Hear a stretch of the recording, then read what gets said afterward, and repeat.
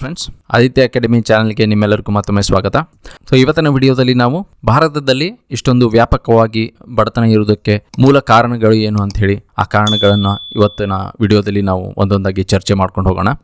ಹಾಗಾದರೆ ಬನ್ನಿ ವಿಡಿಯೋ ಶುರು ಮಾಡೋಣ. ಮೊದಲನೇದಾಗಿ ನಾವು ಭಾರತದಲ್ಲಿ ಬಡತನಕ್ಕೆ ಏನೇನು ಕಾರಣಗಳು ಇವೆ ಅಂಥೇಳಿ ನೋಡೋಣ. ಮೊದಲನೇಗೆ ಬಡತನದ ವಿಷವರ್ತುಲ. ಭಾರತ ಇವತ್ತು ಒಂದು ವಿಷವರ್ತುಲದಲ್ಲಿ ಸಿಕ್ಕಾಕೊಂಡಿದೆ. ಅದು ಹೇಗೆ ಸಿಕ್ಕಾಕೊಂಡಿದೆ ಅಂಥೇಳಿ ಅದನ್ನು ಚರ್ಚೆ ಮಾಡೋಣ. ಆಮೇಲೆ ಬ್ರಿಟಿಷರ ದಬ್ಬಾಳಿಕೆಯಿಂದ ಭಾರತಕ್ಕೆ ಏನು ನಷ್ಟಗಳಾದವು, ಅದರಿಂದ ನಮಗೆ ಬಡತನ ಹೇಗೆ ಬಂತು ಅಂಥೇಳಿ ಅದನ್ನು ನೋಡೋಣ. ಕಡಿಮೆ ಕೃಷಿ ಉತ್ಪನ್ನ ಅದು ಯಾಕಿದೆ ಭಾರತದಲ್ಲಿ, ಆಮೇಲೆ ಕಡಿಮೆ ಕೃಷಿ ಉತ್ಪನ್ನವನ್ನು ಹೆಚ್ಚಿಸಲು ಆಗದೇ ಇರೋದಕ್ಕೆ ಏನು ಕಾರಣ ಅದನ್ನು ಕೂಡ ನೋಡೋಣ.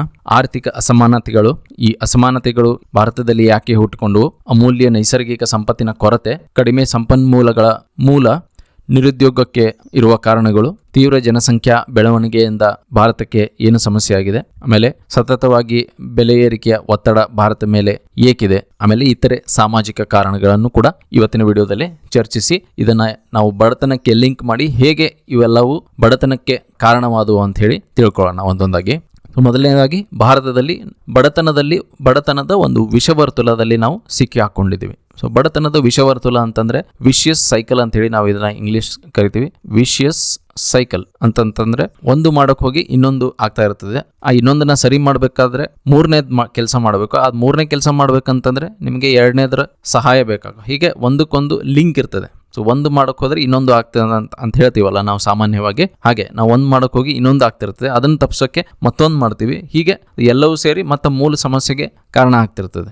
ಅದನ್ನ ನಾವು ಒಂದು ವಿಷವರ್ತುಲ ಅಂತ ಹೇಳಿ ಕರಿತೀವಿ, ಅಥವಾ ವಿಷಿಯಸ್ ಸೈಕಲ್ ಅಂತ ಹೇಳಿ ಇಂಗ್ಲಿಷಲ್ಲಿ ಕರಿತೀವಿ. ಅದು ಭಾರತದಲ್ಲಿ ಹೇಗೆ ಅಳವಡಿಕೆ ಆಗ್ತಿದೆ ಅಂತಂತಂದ್ರೆ, ಮೊದಲನೇದಾಗಿ ನಾವು ಅಭಿವೃದ್ಧಿ ಹೊಂದುತ್ತಿರುವಂಥ ರಾಷ್ಟ್ರ. ನಾವು ಅಭಿವೃದ್ಧಿಯನ್ನು ಇನ್ನೂ ಹೊಂದಿಲ್ಲ. ಭಾರತ ಏಳಿಗೆಯನ್ನು ಕಾಣಿಸ್ತಾ ಇದೆ, ಆದರೆ ಈ ಏಳಿಗೆ ನಮಗೆ ಬೇಕಾಗುವಂಥ ಸ್ಪೀಡಲ್ಲಿ ಇನ್ನೂ ಅದು ಏಳಿಗೆ ಆಗ್ತಾ ಇಲ್ಲ. ಹಾಗಾಗಿ ಬಹಳಷ್ಟು ಸಮಸ್ಯೆಗಳು ಈ ರಾಷ್ಟ್ರಗಳಲ್ಲಿ ಇದೆ. ಅದು ಒಂದು ಸಮಸ್ಯೆ ಏನಂತಂದರೆ, ನಾವು ಏಳಿಗೆ ಹೊಂದ್ತಾ ಇರೋ ರಾಷ್ಟ್ರ ಅಂದ ಕೂಡಲೇ ನಮ್ಮ ಹತ್ರ ಒಂದು ಬಂಡವಾಳ, ದೊಡ್ಡ ಪ್ರಮಾಣದ ಬಂಡವಾಳ ಇರೋದಿಲ್ಲ. ಆ ಬಂಡವಾಳ ಏಕೆ ಬೇಕು ನಮಗೆ ಅಂತಂದರೆ, ಭಾರತದಲ್ಲಿ ಅಥವಾ ಯಾವುದೇ ಒಂದು ರಾಷ್ಟ್ರದಲ್ಲಿ ಬಂಡವಾಳ ಇದ್ದಷ್ಟು ಅದನ್ನು ಹೂಡಿಕೆ ಮಾಡಿ ಅದರಿಂದ ನಾವು ಹೊಸದಾಗಿ ಆದಾಯ ತೆಗಿಬೇಕಾಗ್ತದೆ. ಆದರೆ ನಮ್ಮ ಹತ್ರ ಬಂಡವಾಳನೇ ಇಲ್ಲ ಅಂತಂದರೆ ನಾವು ಯಾವುದೇ ಒಂದು ಇಂಡಸ್ಟ್ರಿ ಆಗಲಿ, ಯಾವುದೇ ಒಂದು ಫೀಲ್ಡಲ್ಲಾಗಲಿ ಅದನ್ನು ನಾವು ಹೂಡಿಕೆ ಮಾಡಲು ಆಗೋದಿಲ್ಲ. ಕಡಿಮೆ ಹೂಡಿಕೆಯಿಂದ ಏನಾಗ್ತದೆ, ಆ ಕಡಿಮೆ ಹೂಡಿಕೆ ಅಂತಂದ ನಮಗೆ ಉತ್ಪಾದನೆ ಮಾಡುವಲ್ಲಿ ನಾವು ಹಿಂದೆ ಉಳ್ಕೊಂಡ್ಬಿಡ್ತೀವಿ. ಉತ್ಪಾದನೆ ನಮಗೆ ಸರಿಯಾಗಿ ಮಾಡೋಕ್ಕಾಗಲ್ಲ. ಕಡಿಮೆ ಉತ್ಪಾದನೆ ನಮಗೆ ಬರ್ತದೆ. ನೀವು ಉತ್ಪಾದನಾ ಅಂಗಗಳ ವಿಡಿಯೋಗಳನ್ನ ನೋಡಿ, ಅದನ್ನು ಬೇಕಂದರೆ ಲಿಂಕಲ್ಲಿ ಹಾಕ್ತೀನಿ. ಉತ್ಪಾದನಾ ಅಂಗಗಳ ವಿಡಿಯೋದಲ್ಲಿ ನೋಡಿದರೆ ನಮಗೆ ಬೇರೆ ಬೇರೆ ಫ್ಯಾಕ್ಟರ್ಸ್ ಆಫ್ ಪ್ರೊಡಕ್ಷನ್ ಇರ್ತದಲ್ಲ, ಆ ಫ್ಯಾಕ್ಟರ್ಸ್ ಆಫ್ ಪ್ರೊಡಕ್ಷನ್ ನಮ್ಮಲ್ಲಿ ಕೊರತೆ ಇತ್ತಂತಂದರೆ ನಮಗೆ ಸರಿಯಾದ ಉತ್ಪಾದನೆ ಆಗೋಲ್ಲ. ಆ ಫ್ಯಾಕ್ಟರ್ಸ್ ಆಫ್ ಪ್ರೊಡಕ್ಷನ್ಗೆ ನಮಗೆ ಬಂಡವಾಳ ಕೂಡ ಒಂದು ಮುಖ್ಯ ಕಾರಣ ಆಗ್ತದೆ. ಕಡಿಮೆ ಹೂಡಿಕೆಯಿಂದ ಕಡಿಮೆ ಉತ್ಪಾದನೆ, ಆಮೇಲೆ ಕೊನೆಗೆ ಮತ್ತೆ ಏನಾಗ್ತದೆ, ಕಡಿಮೆ ಉತ್ಪಾದನೆ ಅಂತಂದ್ರೆ ನಿಮಗೆ ಮಾರಾಟ ಮಾಡೋಕ್ಕೆ ಸಾಕಷ್ಟು ಉತ್ಪಾದನೆ ನಿಮ್ಮ ಹತ್ರ ಇರೋದಿಲ್ಲ. ಆಮೇಲೆ ನಿಮ್ಗೆ ಅನುಭೋಗಕ್ಕೂ ಕೂಡ ಸಾಕಷ್ಟು ಉತ್ಪಾದನೆ ಇರೋದಿಲ್ಲ. ಅನುಭೋಗಕ್ಕೆ ಅಂತಂದ್ರೆ ನಿಮ್ಮ ಕನ್ಸ್ಯೂಮ್ಷನ್ಗೆ ಉತ್ಪಾದನೆ ಇಲ್ಲ ಅಂತಂದ್ರೆ ನಾವೇನು ಮಾಡಬೇಕಾಗುತ್ತೆ, ಬೇರೆ ರಾಷ್ಟ್ರಗಳು ಅಥವಾ ಬೇರೆ ದೇಶಗಳ ಮೇಲೆ ನಾವು ಮತ್ತೆ ನಿರ್ಭರವಾಗಬೇಕಾಗುತ್ತೆ. ಹಾಗಾಗಿ ನಾವು ಏನು ಮಾಡಬೇಕು, ಇವತ್ತು ನಮ್ಮ ಹತ್ರ ಕಚ್ಚಾ ತೈಲ ಇಲ್ಲ ಅಂದ್ಕೊಳ್ಳೆ ಇಂಪೋರ್ಟ್ ಮಾಡ್ಕೋಬೇಕು. ನಮ್ಮ ಹತ್ರ ಮೊಬೈಲ್ ಫೋನ್ ಮ್ಯಾನುಫ್ಯಾಕ್ಚರಿಂಗ್ ಫೆಸಿಲಿಟಿ ಸರಿಯಾಗಿ ಇಲ್ಲ ಅಂತಂದರೆ ನಾವು ಚೈನಾದಿಂದ ಇಂಪೋರ್ಟ್ ಮಾಡ್ಕೋಬೇಕು. ಮೊಬೈಲ್ ಫೋನ್ಗೆ ಬೇಕಾಗಿರೋ ಸ್ಪೇರ್ ಪಾರ್ಟ್ಸ್ ನಮ್ಮ ಹತ್ರ ಇಲ್ಲ ಅಂತಂದರೆ ಅದನ್ನು ನಾವು ಇಂಪೋರ್ಟ್ ಮಾಡ್ಕೋಬೇಕು. ನಮ್ಮ ಹತ್ರ ಓಡಾಡೋಕ್ಕೆ ಕಾರ್, ಬಸ್ಸು, ಈ ಥರ ವಾಹನಗಳು ಸರಿಯಾಗಿ ಇಲ್ಲ ಅಂತಂತಂದರೆ ನಾವು ಅದನ್ನು ಕೂಡ ಇಂಪೋರ್ಟ್ ಮಾಡ್ಕೋಬೇಕು. ಹೀಗೇನಾಗುತ್ತೆ, ಎಲ್ಲವನ್ನೂ ನಾವು ಆಮದು ಮೇಲೆ ನಿರ್ಭರವಾಗಿಬಿಟ್ರೆ ನಮ್ಮ ಬರೋ ಉಳಿತಾಯ ಎಲ್ಲ ನಾವು ಆಮದಿನ ಖರ್ಚಿಗೆ ಕೊಡಬೇಕಾಗ್ತದೆ. ಇಂಪೋರ್ಟ್ ಖರ್ಚಿಗೆ ನಮ್ದೆಲ್ಲ ಹೊರಗಡೆ ಹೋಗ್ಬಿಡ್ತದೆ ಹಣ. ಹಾಗಾಗಿ ನಮ್ಮ ಹತ್ರ ದುಡ್ಡು ಉಳಿಯೋದಿಲ್ಲ. ಆ ಉಳಿದೇ ಇರೋ ಕಾರಣ ಏನಾಗ್ತದೆ, ನಾವು ಮತ್ತೆ ಅದನ್ನು ಹೂಡಿಕೆ ಮಾಡಿ ಮತ್ತು ಯಾವುದೇ ಥರದ ಉತ್ಪಾದನೆ ಮಾಡೋಕ್ಕೆ ನಮ್ಮ ಕಡೆ ಸಾಧ್ಯ ಆಗೋದಿಲ್ಲ. ಆದರೆ ಒಂದು ಹಂತಕ್ಕೆ ನಾವು ಅದನ್ನು ದಾಟ್ಕೊಂಡು ಬಂದಿದ್ದೀವಿ. ಯಾಕಂದರೆ ಕಡಿಮೆ ಆದಾಯ ಇದ್ರೂ ಕೂಡ ನಾವು ಹೊರಗಡೆಯಿಂದ ಸಾಲಾಗಿಲ್ಲ ಮಾಡಿಕೊಂಡು ನಮ್ಮ ಮ್ಯಾನುಫ್ಯಾಕ್ಚರಿಂಗ್ನ ಸ್ಲೋಲಿ ಇಂಪ್ರೂವ್ ಮಾಡ್ಕೊಂಡು ಬರ್ತಾ ಇದ್ದೀವಿ. ಅದಕ್ಕೆ ಪ್ರಮೋಷನ್, ಖಾಸಗಿಯವರಿಗೆ, ಉದ್ಯಮಗಳಿಗೆ ನಾವು ಪ್ರಮೋಟ್ ಮಾಡಿ ನಾವು ಮ್ಯಾನುಫ್ಯಾಕ್ಚರಿಂಗ್ನ ಇಂಪ್ರೂವ್ ಮಾಡ್ತಾ ಇದ್ದೀವಿ. ಆದರೆ ಅದು ನಿಧಾನಗತಿಯಲ್ಲಿ ನಡೆಯುತ್ತಿರೋದ್ರಿಂದ ಬಡತನ ಇನ್ನೂ ವ್ಯಾಪಕವಾಗಿದೆ. ಯಾಕಂತಂದರೆ ಬಡತನಕ್ಕೆ ಮೂಲ ಕಾರಣ ಏನಂತಂದರೆ ಆದಾಯ ಇರೋದಿಲ್ಲ ಜನರ ಹತ್ರ ಖರ್ಚು ಮಾಡೋಕ್ಕೆ ದುಡ್ಡು ಅಥವಾ ಆದಾಯ ಇಲ್ಲ ಅಂದಮೇಲೆ ಅವರು ಬಡತನದಲ್ಲಿ ಸಿಕ್ಕಿ ಹಾಕ್ಕೊಳ್ತಾರೆ. ಇದಕ್ಕೆಲ್ಲ ನಾವು ಕಾರಣ ಏನಂತಂದರೆ ನಾವು ಈ ವಿಷವರ್ತುಲವನ್ನು ಅರ್ಥ ಮಾಡ್ಕೊಂಡ್ಮೇಲೆ ನಿಮಗೆ ಗೊತ್ತಾಗ್ತದೆ. ಸೊ ಒಂದಕ್ಕೊಂದು ಲಿಂಕ್ ಇರ್ತದೆ.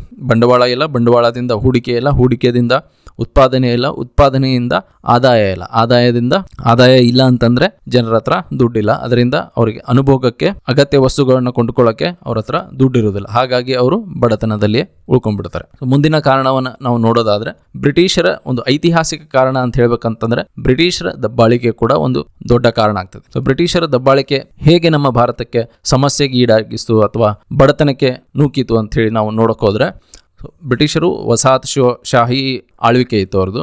ಹಾಗಾಗಿ ಅವರು ಸಾಕಷ್ಟು ಶೋಷಣೆಗಳನ್ನು ಭಾರತದ ನೆಲ ಆಮೇಲೆ ಜನರ ಮೇಲೆ ಅವರು ಶೋಷಣೆಗಳನ್ನು ಮಾಡಿದ್ದಾರೆ. ಅದರಿಂದ ಏನಾಗ್ತದೆ, ಅವರು ಸಾಂಪ್ರದಾಯಿಕ ತಮ್ಮ ಆಧುನಿಕ ಮ್ಯಾನುಫ್ಯಾಕ್ಚರಿಂಗ್ ಅವರು ಇಂಗ್ಲೆಂಡಲ್ಲಿ ಸ್ಟಾರ್ಟ್ ಆದಮೇಲೆ ಇಂಡಸ್ಟ್ರಿಯಲೈಸೇಷನ್ ಅಂತ ಹೇಳಿ ನಾವು ಇಂಗ್ಲೀಷಲ್ಲಿ ಕರಿತೀವಿ.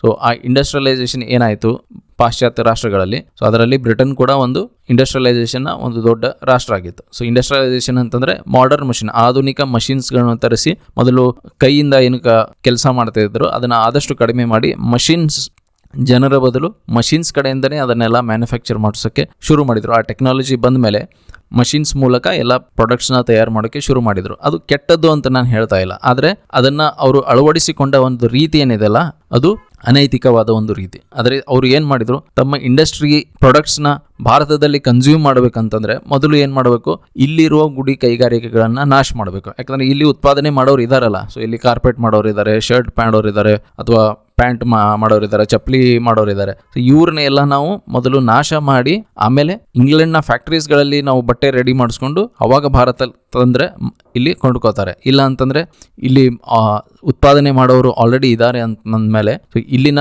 ಪ್ರಾಡಕ್ಟ್ಸ್ನೇ ಭಾರತದವರು ಕೊಂಡ್ಕೋತಾರೆ. ಯಾಕಂದರೆ ಅವರಿಗೆ ಅಗತ್ಯಗಳಿಗೆ ತಕ್ಕಂತೆಯೇ ಇಲ್ಲಿ ಉತ್ಪಾದನೆ ಮಾಡ್ತಾರೆ. ಅದಕ್ಕೆ ನಾವು ಮೊದಲು ಏನು ಮಾಡಬೇಕು, ಇಲ್ಲಿನ ಕೈಗಾರಿಕೆಗಳನ್ನು, ಗುಡಿ ಕೈಗಾರಿಕೆಗಳನ್ನು, ಆಮೇಲೆ ಸಣ್ಣ ಕೈಗಾರಿಕೆಗಳನ್ನು ಮೊದಲು ಇವ್ರನ್ನ ನಾಶ ಮಾಡಬೇಕು ಅಂಥೇಳಿ ಸಾಕಷ್ಟು ನಾವು ನೇಕಾರ ಉದ್ಯಮಗಳೇನಿದ್ದು ಅದನ್ನು ಇವರು ಮನೆಗೆ ಹೋಗಿ ಬ್ರಿಟಿಷರು ನಾಶ ಮಾಡ್ತಾರೆ. ನಾಶ ಮಾಡಿ ಕೆಲವೊಂದು ಉದಾಹರಣೆಗಳನ್ನ ಹೇಳ್ತಾರೆ ಅಂತಂದರೆ, ಒಂದೊಂದು ಉದಾಹರಣೆಗಳಲ್ಲಿ ಅವರು ಹೆಬ್ಬಟ್ಟನ್ನು ಕೂಡ ಕತ್ತರಿಸ್ಕೊಂಡು ಬರ್ತಾರೆ ನೇಕಾರರು. ಯಾಕಂತಂದರೆ ಮತ್ತೆ ಅವರು ಪುನಃ ಅದನ್ನು ಶುರು ಮಾಡಬಾರ್ದು ಅಂಥೇಳಿ ಅವರ ಹೆಬ್ಬಟ್ಟುಗಳನ್ನು ಕಟ್ ಮಾಡಿ ಅವರು ಕೆಲಸ ಮಾಡದೇ ಇರಲಿ ಅಂಥೇಳಿ ಅವ್ರನ್ನ ತಪ್ಪಿಸೋಕ್ಕೆ ಇಂಥ ಒಂದು ಹೀನ ಕೃತ್ಯವನ್ನು ಅವರು ಮಾಡ್ತಾರೆ. ಸೊ ಅದರಿಂದ ಏನಾಗುತ್ತೆ, ಗುಡಿ ಕೈಗಾರಿಕೆ ಸಂಪೂರ್ಣವಾಗಿ ಬಿದ್ದೋಗ್ಬಿಡ್ತದೆ. ಸೊ ಗುಡಿ ಕೈಗಾರಿಕೆ ಸಂಪೂರ್ಣವಾಗಿ ಬಿದ್ದೋದ್ಮೇಲೆ ಅಲ್ಲಿರುವ ಕುಟುಂಬಗಳು ಏನಾಗ್ತವೆ, ಬೀದಿ ಪಾಲಾಗ್ತವೆ. ಬೀದಿ ಪಾಲಾದ್ಮೇಲೆ ಅವ್ರಿಗೆ ಬಡತನ, ಆಮೇಲೆ ಅವರು ಬೇರೆ ಏನೋ ಅವ್ರಿಗೆ ಕುಶಲ ಅಥವಾ ಬೇರೆ ಸ್ಕಿಲ್ಸ್ ಏನೂ ಇರೋದಿಲ್ಲ ಅವ್ರ ಹತ್ರ. ಸೊ ಬೇರೆ ಸ್ಕಿಲ್ಸ್ ಇಲ್ಲ ಅಂತಂದರೆ ಜನ ಏನು ಮಾಡೋಕ್ಕಾಗುತ್ತೆ, ಕೃಷಿ ಮಾಡಬೇಕು, ಇಲ್ಲಾಂದರೆ ಕೂಲಿ ಮಾಡಬೇಕು. ಕೃಷಿ ಮಾಡೋಕ್ಕೆ ಭೂಮಿ ಇದ್ದರೆ ನೀವು ಏನಾದರೂ ಮತ್ತೆ ಹೋಗಿ ಕೃಷಿ ಮಾಡಿ ಭೂಮಿಯಿಂದ ಏನಾದರೂ ಆದಾಯ ಗಳಿಸ್ಬೋದು. ಆದರೆ ನಿಮ್ಮ ಹತ್ರ ಭೂಮಿನೂ ಸರಿಯಾಗಿ ಇಲ್ಲ ಅಂತಂದರೆ ಅಂಥ ಕುಟುಂಬಗಳು ಬೀದಿ ಪಾಲಾಗಿ ಏನು ಮಾಡ್ತವೆ, ಕೂಲಿ ಕೆಲಸಕ್ಕೆ ಅಥವಾ ಭಿಕ್ಷಾಟನೆಗೆ ಇಳಿಬೇಕಾಗತ್ತೆ. ಸೊ ಅಂಥ ಒಂದು ಕೆಟ್ಟ ಬಡತನ ಸ್ಥಿತಿಗೆ ಗುಡಿ ಕೈಗಾರಿಕೆಗಳನ್ನು ಬ್ರಿಟಿಷರು ಏನು ನಾಶ ಮಾಡಿದರು, ಅದರಿಂದ ಅವರು ಎಲ್ಲ ಬಡತನಕ್ಕೆ ಸಿಕ್ಕಾಕೊಂಡ್ಬಿಟ್ರು. ಆಮೇಲೆ ನಮ್ಮ ಹತ್ರ ಇರುವ ನೈಸರ್ಗಿಕ ಸಂಪತ್ತುಗಳನ್ನು ಕೊಳ್ಳೆ ಹೊಡೆದು ನಾಶ ಮಾಡಿದರು. ಸೊ ನೈಸರ್ಗಿಕ ಸಂಪತ್ತು ಅಂತಂದರೆ ನಮ್ಮ ಹತ್ರ ಚಿನ್ನದ ಗಣಿಗಳಿರ್ಬೋದು, ನಮ್ಮ ನದಿ ನೀರು ಇರ್ಬೋದು, ಆಮೇಲೆ ಬೇರೆ ಬೇರೆ ಥರ ಖನಿಜಗಳಿರ್ಬೋದು. ಇದನ್ನೆಲ್ಲ ಅವರು ಏನು ಮಾಡಿದರು, ತಮ್ಮ ಸ್ವಾರ್ಥಕ್ಕಾಗಿ ಅದನ್ನೆಲ್ಲ ಮೈನಿಂಗ್ ಮಾಡಿಸಿ ಆದಷ್ಟು ಅದನ್ನು ಎಲ್ಲ ಇಂಗ್ಲೆಂಡ್ಗೆ ಟ್ರಾನ್ಸ್ಪೋರ್ಟ್ ಮಾಡಿದರು. ಯಾಕಂದರೆ ಇಂಗ್ಲೆಂಡಲ್ಲಿ ಇಂಡಸ್ಟ್ರಿಯಲೈಸೇಷನ್ ನಡೀತಾ ಇತ್ತು. ಸೊ ಇಂಡಸ್ಟ್ರಿಯಲೈಸೇಷನ್ಗೆ ಅವ್ರಿಗೆ ಏನು ಬೇಕಾಗಿತ್ತು, ಅವ್ರಿಗೆ ಇಲ್ಲಿನ ಕಲ್ಲಿದ್ದಲು ಬೇಕಾಗಿತ್ತು, ಇಲ್ಲಿನ ಕಚ್ಚಾ ವಸ್ತುಗಳು ಬೇಕಾಗಿತ್ತು. ಅದಕ್ಕೆ ಅವ್ರು ಏನು ಮಾಡಿದರು, ಇಲ್ಲಿರೋ ಎಲ್ಲ ಕಚ್ಚಾ ವಸ್ತುಗಳನ್ನು ಭಾರತಕ್ಕೆ ಯಾವುದೇ ತರಹದ ಅದರದ ದುಡ್ಡು ಅಥವಾ ರಾಯಲ್ಟಿ ಕೊಡದೇನೆ ಅದನ್ನೆಲ್ಲ ಅವರು ಇಲ್ಲಿಂದ ದೋಚ್ಕೊಂಡು ಇಂಗ್ಲೆಂಡ್ಗೆ ತೊಗೊಂಡು ತೊಗೊಂಡೋಗಿ ಅಲ್ಲಿ ಅದನ್ನ ಹೂಡಿಕೆ ಮಾಡಿಕೊಂಡು ಅವರ ಫ್ಯಾಕ್ಟ್ರೀಸ್ಗಳಿಗೆ ಅದನ್ನು ಬಳಸ್ಕೊಂಡು ಅಲ್ಲಿ ಅವರು ಪ್ರಾಫಿಟ್ಸ್ನ ಗಳಿಸ್ಕೊಂಡ್ರು. ಆದರೆ ಭಾರತದವರಿಗೆ ಅವ್ರಿಗೇನು ಕೊಡಲಿಲ್ಲ. ಹೀಗಾಗಿ ನಮ್ಮಲ್ಲಿ ಕೆಲವೊಂದು ನೈಸರ್ಗಿಕ ಸಂಪತ್ತುಗಳು ಏನಾಗಿಬಿಟ್ಟು, ನಾವು ಸ್ವಾತಂತ್ರ್ಯ ಸಿಕ್ಕು ನಾವು ಅದನ್ನು ಮೈನಿಂಗ್ ಅಥವಾ ಮಾಡಿ ಮುಂದೆ ಅದರ ಮೇಲೆ ನಾವು ನಮ್ಮ ಕಾಲದ ಮೇಲೆ ನಾವು ನಿಂತ್ಕೊಳ್ಳೋಣ ಅಂಥೇಳಿ ಹೋದರೆ ಅಲ್ಲಿ ಸಂಪತ್ತುಗಳು ಖಾಲಿ ಆಗ್ತಾ ಬಂದುಬಿಟ್ಟು ಆವಾಗ ನಾವೇನು ಮಾಡಬೇಕಾಯ್ತು, ಮತ್ತೆ ಹೊಸ ನೈಸರ್ಗಿಕ ಸಂಪತ್ತುಗಳನ್ನು ಗುರುತಿಸಿ ಅಲ್ಲಿ ಮೈನಿಂಗ್ ಮಾಡಬೇಕು ಅಂತಂದರೆ ಅದು ಸ್ವಲ್ಪ ಕಷ್ಟ ಆಗ್ತದೆ, ನಮಗೆ ಬೇಕಾದ ಟೈಮಲ್ಲಿ ಆಗೋದಿಲ್ಲ. ಆಮೇಲೆ ಎಲ್ಲ ಕಡೆಯನ್ನು ನಾವು ಮೈನಿಂಗ್ ಮಾಡೋಕ್ಕಾಗೋದಿಲ್ಲ. ಯಾಕಂದರೆ ಗುಡ್ಡಗಾಡು ಪ್ರದೇಶಗಳಲ್ಲಿ ನಿಸರ್ಗವನ್ನು ನಾವು ನಾಶ ಮಾಡದೆ ನಾವು ಮೈನಿಂಗ್ ಮಾಡಬೇಕಾಗತ್ತೆ. ಆದರೆ ಕೆಲವೊಂದು ಸ್ಥಿತಿಯಲ್ಲಿ ನಿಸರ್ಗವನ್ನು ನಾಶ ಮಾಡದೆ ಮೈನಿಂಗ್ ಮಾಡುವ ಪರಿಸ್ಥಿತಿ ಅಲ್ಲಿ ಇರೋದಿಲ್ಲ. ಆವಾಗ ನಾವು ಏನು ಮಾಡಬೇಕಾಗತ್ತೆ, ಒಂದು ಹೆಜ್ಜೆ ಹಿಂದೆ ತೊಗೊಂಡು ನಾವು ಮೈನಿಂಗ್ನ ಅಲ್ಲಿ ನಿಲ್ಲಿಸಬೇಕಾಗತ್ತೆ, ಅಥವಾ ಮೈನಿಂಗ್ಗೆ ಅಲ್ಲಿ ಪರ್ಮಿಷನ್ ಕೊಡೋದಿಲ್ಲ ಸರ್ಕಾರ. ಅಂಥ ಟೈಮಲ್ಲಿ ನಮಗೇನಾಗುತ್ತೆ, ಈ ಕಡೆ ಸಂಪತ್ತು ಹೋಯಿತು ನಮ್ಮದು, ಈಗ ಹೊಸ ನೈಸರ್ಗಿಕ ಸಂಪತ್ತು ನಾವು ಬಳಸ್ಕೋಬೇಕಂತಂದರೆ ನಾವು ಪರಿಸರವನ್ನು ನಾಶ ಮಾಡದೆ ಇರೋಕ್ಕಾಗೋದಿಲ್ಲ. ಸೊ ಇಂಥ ಒಂದು ಕ್ಲಿಷ್ಟಕರವಾದ ಪರಿಸ್ಥಿತಿಯಲ್ಲಿ ಭಾರತ ಸ್ವಾತಂತ್ರ್ಯ ನಂತರ ಸಿಕ್ಕಾಕೊಂಡಿತು. ರಾಷ್ಟ್ರೀಯ ಸಂಪತ್ತನ್ನು ಇಂಗ್ಲೆಂಡ್ಗೆ ವರ್ಗಾಯಿಸಿ ಭಾರತವನ್ನು ಬಡ ರಾಷ್ಟ್ರವಾಗಿ ಮಾಡಿದರು. ಇದು 4ನೇ ಕಾರಣ, ಮುಖ್ಯ ಕಾರಣ ಅಂತ ಹೇಳ್ತೀನಿ. ಸುಮಾರು ಕಾರಣಗಳಿವೆ, ಅದರಲ್ಲಿ ನಾನು 4 ಮುಖ್ಯ ಕಾರಣಗಳನ್ನು ಇಲ್ಲಿ ಲಿಸ್ಟ್ ಮಾಡಿದ್ದೀನಿ. ಸೊ ರಾಷ್ಟ್ರೀಯ ಸಂಪತ್ತು ಅಂತಂದರೆ ನಮ್ಮ ಹತ್ರ ಆಲ್ರೆಡಿ ಏನು ಚಿನ್ನದ ಕಾಯಿನ್ಸು, ಬೆಳ್ಳಿ, ಬಂಗಾರ, ಈ ಥರ ಏನೇನೋ, ಆಮೇಲೆ ವಜ್ರಗಳು, ವೈಡೂರ್ಯಗಳು, ಏನೇನು ನಮ್ಮ ಹತ್ರ ಪ್ರೆಷಿಯಸ್ ಐಟಮ್ಸ್ ಇದ್ವಲ್ಲ, ಬೆಲೆ ಬಾಳುವಂಥ ವಸ್ತುಗಳು ಇದ್ದವು, ಅದನ್ನೆಲ್ಲ ಏನು ಮಾಡಿದರು ಬ್ರಿಟಿಷರು ರಾಜರ ಆಳ್ವಿಕೆಯಿಂದ ಅವರು ರಾಜರನ್ನು ಸೋಲಿಸಿ ಆಳ್ವಿಕೆನ ಅವರು ವಶಕ್ಕೆ ತೊಗೊಂಡ ಮೇಲೆ, ರಾಜ್ಯವನ್ನು ಅವರು ವಶಕ್ಕೆ ತೊಗೊಂಡ ಮೇಲೆ ಅಲ್ಲಿದೆಲ್ಲ ಚಿನ್ನ ಎಲ್ಲ ಲೂಟಿ ಮಾಡಿ ಅವ್ರು ಏನು ಮಾಡಿದರು, ಆ ಸಂಪತ್ತನ್ನು ಇಲ್ಲಿ ಇಟ್ಕೊಂಡಿರಲಿಲ್ಲ. ಅವರು ಅದನ್ನು ಆ ಸಂಪತ್ತನ್ನು ಇಲ್ಲೇ ಬಿಟ್ಟು ಹೋಗಿದ್ರೆ ನಾವು ಅದನ್ನು ಮತ್ತೆ ಭಾರತ ಸರ್ಕಾರ ಬಳಸ್ಕೊಂಡು ನಮ್ಮ ಕಾಲ ಮೇಲೆ ನಾವು ಮೇಲೆ ನಿಂತ್ಕೊಳ್ಳುವಂಥ ನಾವು ಕೆಲಸವನ್ನು ಮಾಡ್ಕೋಬಹುದಾಗಿತ್ತು. ಆದರೆ ಆ ಸಂಪತ್ತನ್ನು ಅವರು ಸ್ವಾತಂತ್ರ್ಯ ಕೊಡುವಷ್ಟರಲ್ಲಿ ಅವರೆಲ್ಲ ಅದನ್ನು ಲೂಟಿ ಮಾಡಿಕೊಂಡು ಇಂಗ್ಲೆಂಡ್ಗೆ ತೊಗೊಂಡು ಹೋಗ್ಬಿಟ್ಟಿದ್ರು. ಹಾಗಾಗಿ ಭಾರತ ನಮ್ಮ ದೇಶ ನಾವು ರೀಸ್ಟಾರ್ಟ್ ಮಾಡಿದಾಗ, ಸ್ವಾತಂತ್ರ್ಯದ ನಂತರ ನಾವು ಮತ್ತೆ ಅದನ್ನು ರೀಸ್ಟಾರ್ಟ್ ಮಾಡಿದಾಗ ನಮ್ಮ ಹತ್ರ ಬಹಳ ಕಡಿಮೆ ಸಂಪತ್ತು ಇದೆ. ಅವಳು ಬ್ರಿಟಿಷರು ಹೆಸರಕ್ಕೆ ಅಂಥೇಳಿ ಬ್ರಿಟಿಷರು ನಾವು ಬದುಕಲಿ ಅಂಥೇಳಿ ಏನು ಕೆಲವೊಂದು ಸ್ವಲ್ಪ ದುಡ್ಡನ್ನು ಏನು ಇಟ್ಟು ಹೋಗಿದ್ರು, ಆ ದುಡ್ಡಿಂದನೇ ನಾವು ನಮ್ಮ ಇಡೀ ದೇಶವನ್ನು, ಕೋಟ್ಯಾಂತರ ಜನರು ಇರುವಂಥ ದೇಶವನ್ನು ನಡೆಸ್ಕೊಂಡು ಹೋಗಬೇಕಾಗಿತ್ತು, ಮತ್ತೆ ರಾಷ್ಟ್ರವನ್ನು ಕಟ್ಟಬೇಕಾಗಿತ್ತು. ಸೊ ಬಹಳ ಕಡಿಮೆ ದುಡ್ಡನ್ನು ಅವ್ರು ಇಟ್ಟು ಹೋಗಿರೋದ್ರಿಂದ ನಾವು ಬಡತನದಲ್ಲಿ ಸಿಕ್ಕಾಕೊಂಡ್ಬಿಟ್ವಿ. ಆಮೇಲೆ ಇನ್ನೊಂದು ಮುಖ್ಯ ಕಾರಣ, ನಾವು ಬಡತನದಲ್ಲಿ ಅದೇ ಥರ ಬಡತನದಲ್ಲಿ ಯಾಕೆ ಉಳ್ಕೊಂಡಿದ್ದೀವಿ ಅಂತಂದರೆ ಇಲ್ಲಿರುವ ಕಡಿಮೆ ಕೃಷಿ ಉತ್ಪನ್ನ. ಸೊ ಕೃಷಿ ಉತ್ಪನ್ನ ಕಡಿಮೆ ಅಂತಂತಂದರೆ ಇದು ಈ ಕಾರಣ ಏನು? ಯಾಕಂದರೆ ನೀವು ಪಾಶ್ಚಾತ್ಯ ರಾಷ್ಟ್ರಗಳಲ್ಲಿ ನೋಡ್ರಿ, ಅಮೇರಿಕಾ, ಯುರೋಪಲ್ಲಿ ನೋಡಿದರೆ ಅಲ್ಲಿ ಕೃಷಿ ಮಾಡೋರು ಕೂಡ ಒಂದು ಒಳ್ಳೆ ಪರಿಸ್ಥಿತಿಯಲ್ಲಿ ಇರ್ತಾರೆ, ಒಳ್ಳೆ ಸ್ಥಿತಿಯಲ್ಲಿ ಇರ್ತಾರೆ. ಅವರೇನು ಬಡವರು, ಹರಕಂಗ್ಲಿ, ಚಪ್ಪಲಿ ಇಲ್ಲದೆ ಓಡಾಡೋರು ಅಂಥ ಪರಿಸ್ಥಿತಿಯಲ್ಲಿ ಅವರು ಇರೋದಿಲ್ಲ. ಅವರು ಒಳ್ಳೆ ಮನೆ ಕಟ್ಕೊಂಡಿರ್ತಾರೆ, ಕಾರ್ ಇರ್ತದೆ ಓಡಾಡೋಕ್ಕೆ ಅವ್ರ ಹತ್ರ. ಅವರಿಗೆ ಕೃಷಿ ಕೆಲಸ ಮಾಡೋತ್ರ ಎಲ್ಲರೂ ಮನೆಗೊಂದು ಟ್ರ್ಯಾಕ್ಟರ್ ಇರ್ತದೆ, ಸಾಕಷ್ಟು ಹಸುಗಳನ್ನು ಸಾಕೊಂಡಿರ್ತಾರೆ ಅವರು. ಈ ಥರ ಅವ್ರಿಗೆ ಏನು ಬೇಕೋ ಅಗತ್ಯಗಳನ್ನು ಪೂರೈಸಿಕೊಂಡು ಅದರ ಮೇಲೆ ಪ್ರಾಫಿಟ್ಸನ್ನು ಗಳಿಸ್ಕೊಂಡು ಜೊತೆಗೆ ಒಂದು ಕಂಫರ್ಟೇಬಲ್ ಆಗಿ ಒಂದು ಜೀವನವನ್ನು ನಡೆಸ್ತಾ ಇರ್ತಾರೆ. ಆದರೆ ಅದೇ ಕೃಷಿಯನ್ನು ನಾವು ಭಾರತದಲ್ಲಿ ಮಾಡಿದರೆ ನಮ್ಮಲ್ಲಿ ಯಾಕೆ ರೈತರು ಬಡವರಿದ್ದಾರೆ? ಕೆಲವೊಂದು ರೈತರು ಭೂಮಿ ಇದ್ದವರು ಶ್ರೀಮಂತರು ಇರ್ಬೋದು, ಆದರೆ ಸಾಮಾನ್ಯ ರೈತರ ಪರಿಸ್ಥಿತಿ ಏನಿದೆ ಇವತ್ತು ಭಾರತದಲ್ಲಿ? ಸಾಮಾನ್ಯ ರೈತರ ಪರಿಸ್ಥಿತಿ ಸಾಲದ ಮೇಲೆ ನಿರ್ಭರವಾಗಿದೆ. ಬ್ಯಾಂಕ್ ಸಾಲ ಕೊಟ್ಟರೆ ಇಲ್ಲಿ ಕೃಷಿ ಮಾಡಿಕೊಂಡು ನಾವು ಏನೋ ಒಂದು ಗಳಿಸ್ಕೊಂಡು ಇರೋಣ ಅನ್ನೋ ಪರಿಸ್ಥಿತಿ ನಮ್ಮ ರೈತರಲ್ಲಿ ಇವತ್ತು ಇದೆ. ಅದು ಯಾಕೆ ಅಂತಂದು ನೋಡಿದರೆ ಒಂದೊಂದಾಗಿ ಒಂದು ದೊಡ್ಡ ಕಾರಣ ಏನಂತಂದರೆ ಇಲ್ಲಿ ನಮ್ಮ ಹೆಚ್ಚು ರೈತರು ಏನಿದ್ದಾರೆ ಅವರೆಲ್ಲರೂ ಸಣ್ಣ ಭೂಮಿ ಉಳ್ಳವರು. ಸಣ್ಣ ಭೂಮಿ ಉಳ್ಳವರು ಅಂತಂದರೆ ಅವ್ರ ಹತ್ರ ಇರೋದೇ ಅರ್ಧ ಎಕರೆ, 1 ಎಕರೆ, 2 ಎಕರೆ. ಈ ಥರ ಸಣ್ಣ ಭೂಮಿ ಇರೋದ್ರಿಂದ ನೀವು ಎಷ್ಟು ಉತ್ಪನ್ನ ಮಾಡೋಕ್ಕೆ ಸಾಧ್ಯ? ಒಂದು ಲಿಮಿಟ್ ಅಂತ ಇರ್ತದಲ್ಲ. ನೀವು ಅಕ್ಕಿ ಹಾಕ್ರಿ, ಇಂಥ ಪ್ರಾಫಿಟಬಲ್ ಇರುವಂಥ ಅಕ್ಕಿ ಆಗಲಿ, ನೀವು ಕಬ್ಬು ಆಗಲಿ, ಹತ್ತಿ ಆಗಲಿ, ನೀವು ಏನೇ ಪ್ರಾಫಿಟೇಬಲ್ ಇರುವಂಥ ನೀವು ಬೆಳೆಯನ್ನು ಅಲ್ಲಿ ಬಿತ್ತಿದ್ರೂ ಕೂಡ ನಿಮಗೆ ಕೈಗೆ ಎಟಗೋದು ಬಹಳ ಕಡಿಮೆ. ಯಾಕಂದರೆ 1 ಎಕರೆಯಲ್ಲಿ ಬೆಳೆಯೋಕ್ಕೆ ಸಾಧ್ಯ ಆಗೋದೇ ಅಷ್ಟು. ಆಮೇಲೆ ಇಲ್ಲಿ ರೈತರು ಏನಾಗುತ್ತೆ, ಹೆಚ್ಚು ರೈತರು ಇಲ್ಲಿ ಶಿಕ್ಷೆಯನ್ನು ಅಷ್ಟಾಗಿ ಪಡ್ಕೊಂಡಿರಲ್ಲ. ಓದೋಕ್ಕೆ ಬರೋಕ್ಕೆ ಅವರಿಗೆ ಬರೋದಿಲ್ಲ. ಟೆಕ್ನಾಲಜಿಯಲ್ಲಿ ಇಂಟರ್ನೆಟ್ ಅವರಿಗೆ ಸರಿಯಾಗಿ ಯೂಸ್ ಮಾಡೋಕ್ಕೆ ಬರೋದಿಲ್ಲ. ಯೂಸ್ ಮಾಡೋಕ್ಕೆ ಅಂದರೆ ಬೇಸಿಕ್ ಬರ್ಬೋದು, ಆದರೆ ಅಲ್ಲಿ ಮಾಹಿತಿ ತೆಗೆದು ಅವ್ರಿಗೆ ಏನು ಮಾಹಿತಿ ಬೇಕು ಕೃಷಿಗೆ ಸಂಬಂಧಪಟ್ಟದ್ದು ಅಂಥೇಳಿ ಆ ಮಾಹಿತಿಯನ್ನು ತೆಗೆದು ಅವರು ಅಳವಡಿಸ್ಲಿಕ್ಕೆ ಅಷ್ಟಾಗಿ ಅವ್ರ ಹತ್ರ ನಾಲೆಜ್ ಇರೋದಿಲ್ಲ. ಸೊ ಹಾಗಾಗಿ ಅವ್ರು ಏನು ಮಾಡ್ತಾರೆ, ಇನ್ನೂ ಹಳೆಯ ಕಾಲದ ತಮ್ಮ ಕಡಿಮೆ ಉತ್ಪನ್ನ ಬರುವಂಥ ಒಂದು ವಿಧಾನಗಳೇನಿದೆಯಲ್ಲ, ಹಳೆ ಪದ್ಧತಿ, ಆ ಹಳೆ ಪದ್ಧತಿನೇ ಅವ್ರು ಇನ್ನೂ ಫಾಲೋ ಮಾಡ್ತಾ ಇರ್ತಾರೆ. ಸೊ ಅದರಿಂದ ಏನಾಗ್ತದೆ, ಉತ್ಪನ್ನ ಅಷ್ಟರ ಮಟ್ಟಿಗೆ ಬರೋದಿಲ್ಲ. ಇವತ್ತು ಸೈನ್ಸ್ ಸಿಕ್ಕಾಪಟ್ಟೆ ಇಂಪ್ರೂವ್ಮೆಂಟ್ ಆಗಿದೆ. ಇಂಪ್ರೂವ್ಮೆಂಟ್ ಆದಮೇಲೆ ಆ ಹೊಸ ಶಿಕ್ಷೆಗಳು ಏನು ಬರ್ತಾವಲ್ಲ, ಆ ಟೆಕ್ನಾಲಜಿಗಳನ್ನು ನಾವು ಬಳಸ್ಕೊಂಡು ಅದರಿಂದ ನಾವು ಉತ್ಪನ್ನ ಹೆಚ್ಚು ಮಾಡಬೇಕಾಗ್ತದೆ. ಆದರೆ ರೈತರು ಇವತ್ತು ಶಿಕ್ಷಣ ಅವರಿಗೆ ಸರಿಯಾದ ಶಿಕ್ಷಣ ಅವರಿಗೆ ಇಲ್ಲದೇ ಇರೋ ಕಾರಣ ಅವರು ಇನ್ನೂ ಹಳೆಯ ಪದ್ಧತಿಗಳನ್ನು ಫಾಲೋ ಮಾಡಿಕೊಂಡು ಅದರಿಂದ ಅವರ ಉತ್ಪನ್ನ ಕೂಡ ಕಡಿಮೆ ಆಗ್ತಿದೆ. ಅವ್ರ ಹತ್ರ ಒಂದು 3-4 ಎಕರೆ ಇದೆ ಅಂತಲೂ ನಾವು ಅಂದ್ಕೊಂಡ್ರೆ, ಆದರೆ ಹಳೆ ಪದ್ಧತಿ ಅವರು ಫಾಲೋ ಮಾಡೋದ್ರಿಂದ ಆ 4-5 ಎಕರೆಯಿಂದ ಅವ್ರಿಗೆ ಬರುವ ಉತ್ಪನ್ನ ಅವ್ರಿಗೆ ಸಾಕಾಗ್ತಾ ಇಲ್ಲ. ಆಮೇಲೆ ಇನ್ನೊಂದು ಮುಖ್ಯ ಕಾರಣ ಅಂತಂದರೆ, ಕೆಲವು ರೈತರ ಹತ್ರ 5-10 ಎಕರೆ ಜಮೀನು ಕೂಡ ಇರ್ಬೋದು, ಅದರಿಂದ ಕಂಫರ್ಟೇಬಲ್ ಆಗಿ ಅವರು ಜೀವನ ಮಾಡ್ಬೋದಾಗಿತ್ತೇನೋ. ಆದರೆ ಅತಿಯಾದ ರಾಸಾಯನಿಕ ಗೊಬ್ಬರ, ಇದಕ್ಕೆ ನಮ್ಮ ಭಾರತದ ಐತಿಹಾಸಿಕ ಕಾರಣಗಳು ಕೆಲವೊಂದು ಇವೆ. ಏನಂತಂತಂದರೆ, ನಮ್ಮಲ್ಲಿ ಫುಡ್ ಶಾರ್ಟೇಜ್ ಇತ್ತು ಮೊದಲಿಂದನೂ ಕೂಡ. ಅಂದರೆ ಸ್ವಾತಂತ್ರ್ಯದ ನಂತರ ಫುಡ್ ಶಾರ್ಟೇಜ್ ಶುರು ಆಯಿತು. ಫುಡ್ ಶಾರ್ಟೇಜ್ ಶುರು ಆದ ಕೂಡಲೇ ಭಾರತದ ಮೇಲೆ ಒಂದು ಆಟೋಮೆಟಿಕ್ಲಿ ಪ್ರೆಷರ್ ಬಂದ್ಬಿಡುತ್ತೆ. ಏನಂತಂದರೆ, ನೀವು ಉತ್ಪನ್ನವನ್ನು ಕಡಿಮೆ ಟೈಮಲ್ಲಿ ಹೆಚ್ಚಿಗೆ ಮಾಡಲಿಲ್ಲ ಅಂತಂತಂದರೆ ನೀವು ಮತ್ತೆ ಆಮದು ಮೇಲೆ ನೀವು ನಿರ್ಭರವಾಗಬೇಕಾಗ್ತದೆ ಅಂಥೇಳಿ ಒಂದು ಪ್ರೆಷರ್ ಬಂದ ಮೇಲೆ ಆವಾಗ ಇಲ್ಲಿನ ಸರ್ಕಾರ ಆಗಲಿ, ಇಲ್ಲಿನ ಅಗ್ರಿಕಲ್ಚರಲ್ ಸೈಂಟಿಸ್ಟ್ಗಳು ಏನಿದ್ರು ಅವರೆಲ್ಲ ರಾಸಾಯನಿಕ ಗೊಬ್ಬರದ ಮೇಲೆ ಜಾಸ್ತಿ ಒತ್ತು ಕೊಟ್ಟರು.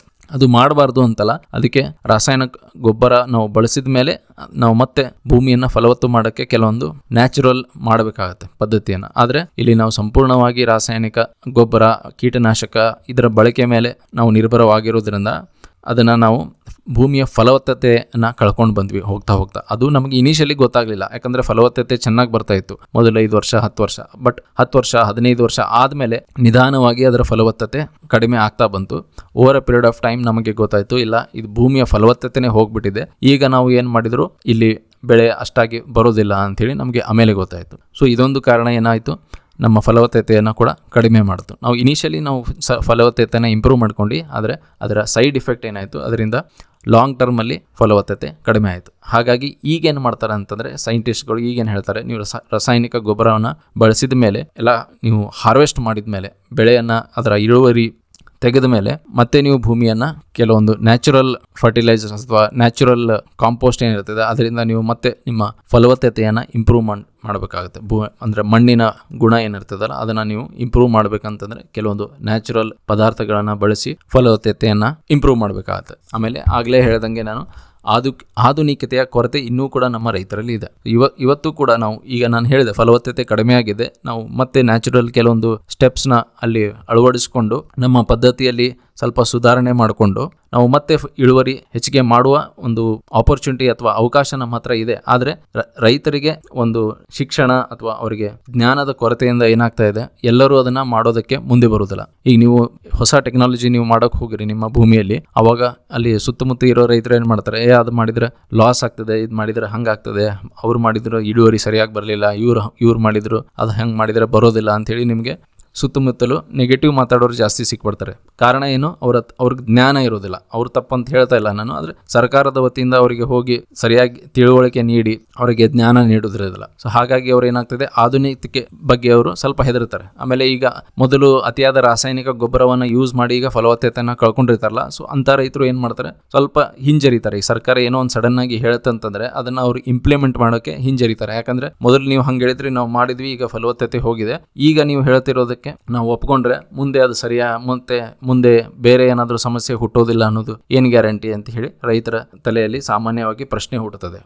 ಹಾಗಾಗಿ ಸರ್ಕಾರದ ಕೆಲವೊಂದು ಜವಾಬ್ದಾರಿ ಇರ್ತದೆ. ಇಲ್ಲಿ ಸರ್ಕಾರ ಅದನ್ನು ಸರಿಯಾಗಿ ತಿಳಿಸಿ ಅದರ ಸೈಡ್ ಇಫೆಕ್ಟ್ಸ್ ಏನಿರ್ತದೆ ಅದನ್ನು ಸೈಡ್ ಇಫೆಕ್ಟ್ಸ್ನ ಕಂಟ್ರೋಲ್ ಮಾಡೋಕ್ಕೆ ಏನು ಹೆಜ್ಜೆಗಳನ್ನ ತಗೋಬೇಕು ಅಂಥೇಳಿ ರೈತರಿಗೆ ತಿಳಿಸಿ ಆಧುನಿಕತೆಯ ಬಗ್ಗೆ ಅವರಿಗೆ ಮಾಹಿತಿ ನೀಡಿ ಆ ಕೃಷಿ ಪದ್ಧತಿಯಲ್ಲಿ ಸ್ವಲ್ಪ ಮಾಡಿಫಿಕೇಶನ್ ತರಬೇಕು. ಕಂಪ್ಲೀಟಾಗಿ ಕೃಷಿ ಪದ್ಧತಿ ಏನು ಚೇಂಜ್ ಆಗೋದಿಲ್ಲ, ಹೆಚ್ಚು ಕಡಿಮೆ ಸೇಮ್ ಪದ್ಧತಿನೇ ಇರ್ತದೆ. ಆದರೆ ಕೆಲವೊಂದು ಮಾಡಿಫಿಕೇಶನ್ಸ್ ಹೇಳ್ತಾರೆ. ನೀವು ಬಿತ್ತನೆ ಟೈಮಲ್ಲಿ ಕೆಲವೊಂದು ಮಾಡಿಫಿಕೇಶನ್ಸ್ ಹೇಳ್ಬೋದು, ಆಮೇಲೆ ನೀವು ಗೊಬ್ಬರ ಹಾಕೋ ಟೈಮಲ್ಲಿ ಕೆಲವೊಂದು ಮಾಡಿಫಿಕೇಶನ್ ಹೇಳ್ಬೋದು, ಏನೋ ಸಣ್ಣ ಪುಟ್ಟ ಚೇಂಜಸ್ ಹೇಳ್ತಿರ್ತಾರೆ. ಆ ಸಣ್ಣ ಪುಟ್ಟ ಚೇಂಜಸ್ನ ನೀವು ಫಾಲೋ ಮಾಡಿದರೆ ನಿಮ್ಮ ಇಳುವರಿ ಚೆನ್ನಾಗಿ ಬರ್ತದೆ. ಆಮೇಲೆ ನಾವು ಸುಮ್ಮನೆ ಒಂದು ಕಂಪ್ಯಾರಿಸನ್ಗೆ ನಾವು ನೋಡೋದಾದರೆ, ಈಗ ಚೀನಾದಲ್ಲಿ ಕೂಡ ಕೃಷಿ ಮಾಡ್ತಾರೆ, ಭಾರತದಲ್ಲಿ ಕೂಡ ನಾವು ಕೃಷಿ ಮಾಡ್ತೀವಿ. ಈ ಭೂಮಿ ವೈಸ್ ಹೆಚ್ಚಿಗೆ ಏನು ಡಿಫ್ರೆನ್ಸ್ ಇಲ್ಲ ಅಂತ. ಅಂದರೆ ಅಲ್ಲಿನ ಒಂದು ಮಣ್ಣಿನ ಗುಣ ಖಂಡಿತವಾಗ್ಲೂ ಬೇರೆ ಇರ್ತದೆ, ಅಲ್ಲಿ ವಾತಾವರಣ ಬೇರೆ ಇರ್ತದೆ. ಹಾಗಾಗಿ ಅವರು ಬೇರೆ ಥರ ಬೆಳೆ ಬೆಳೀತಿರ್ಬೋದು.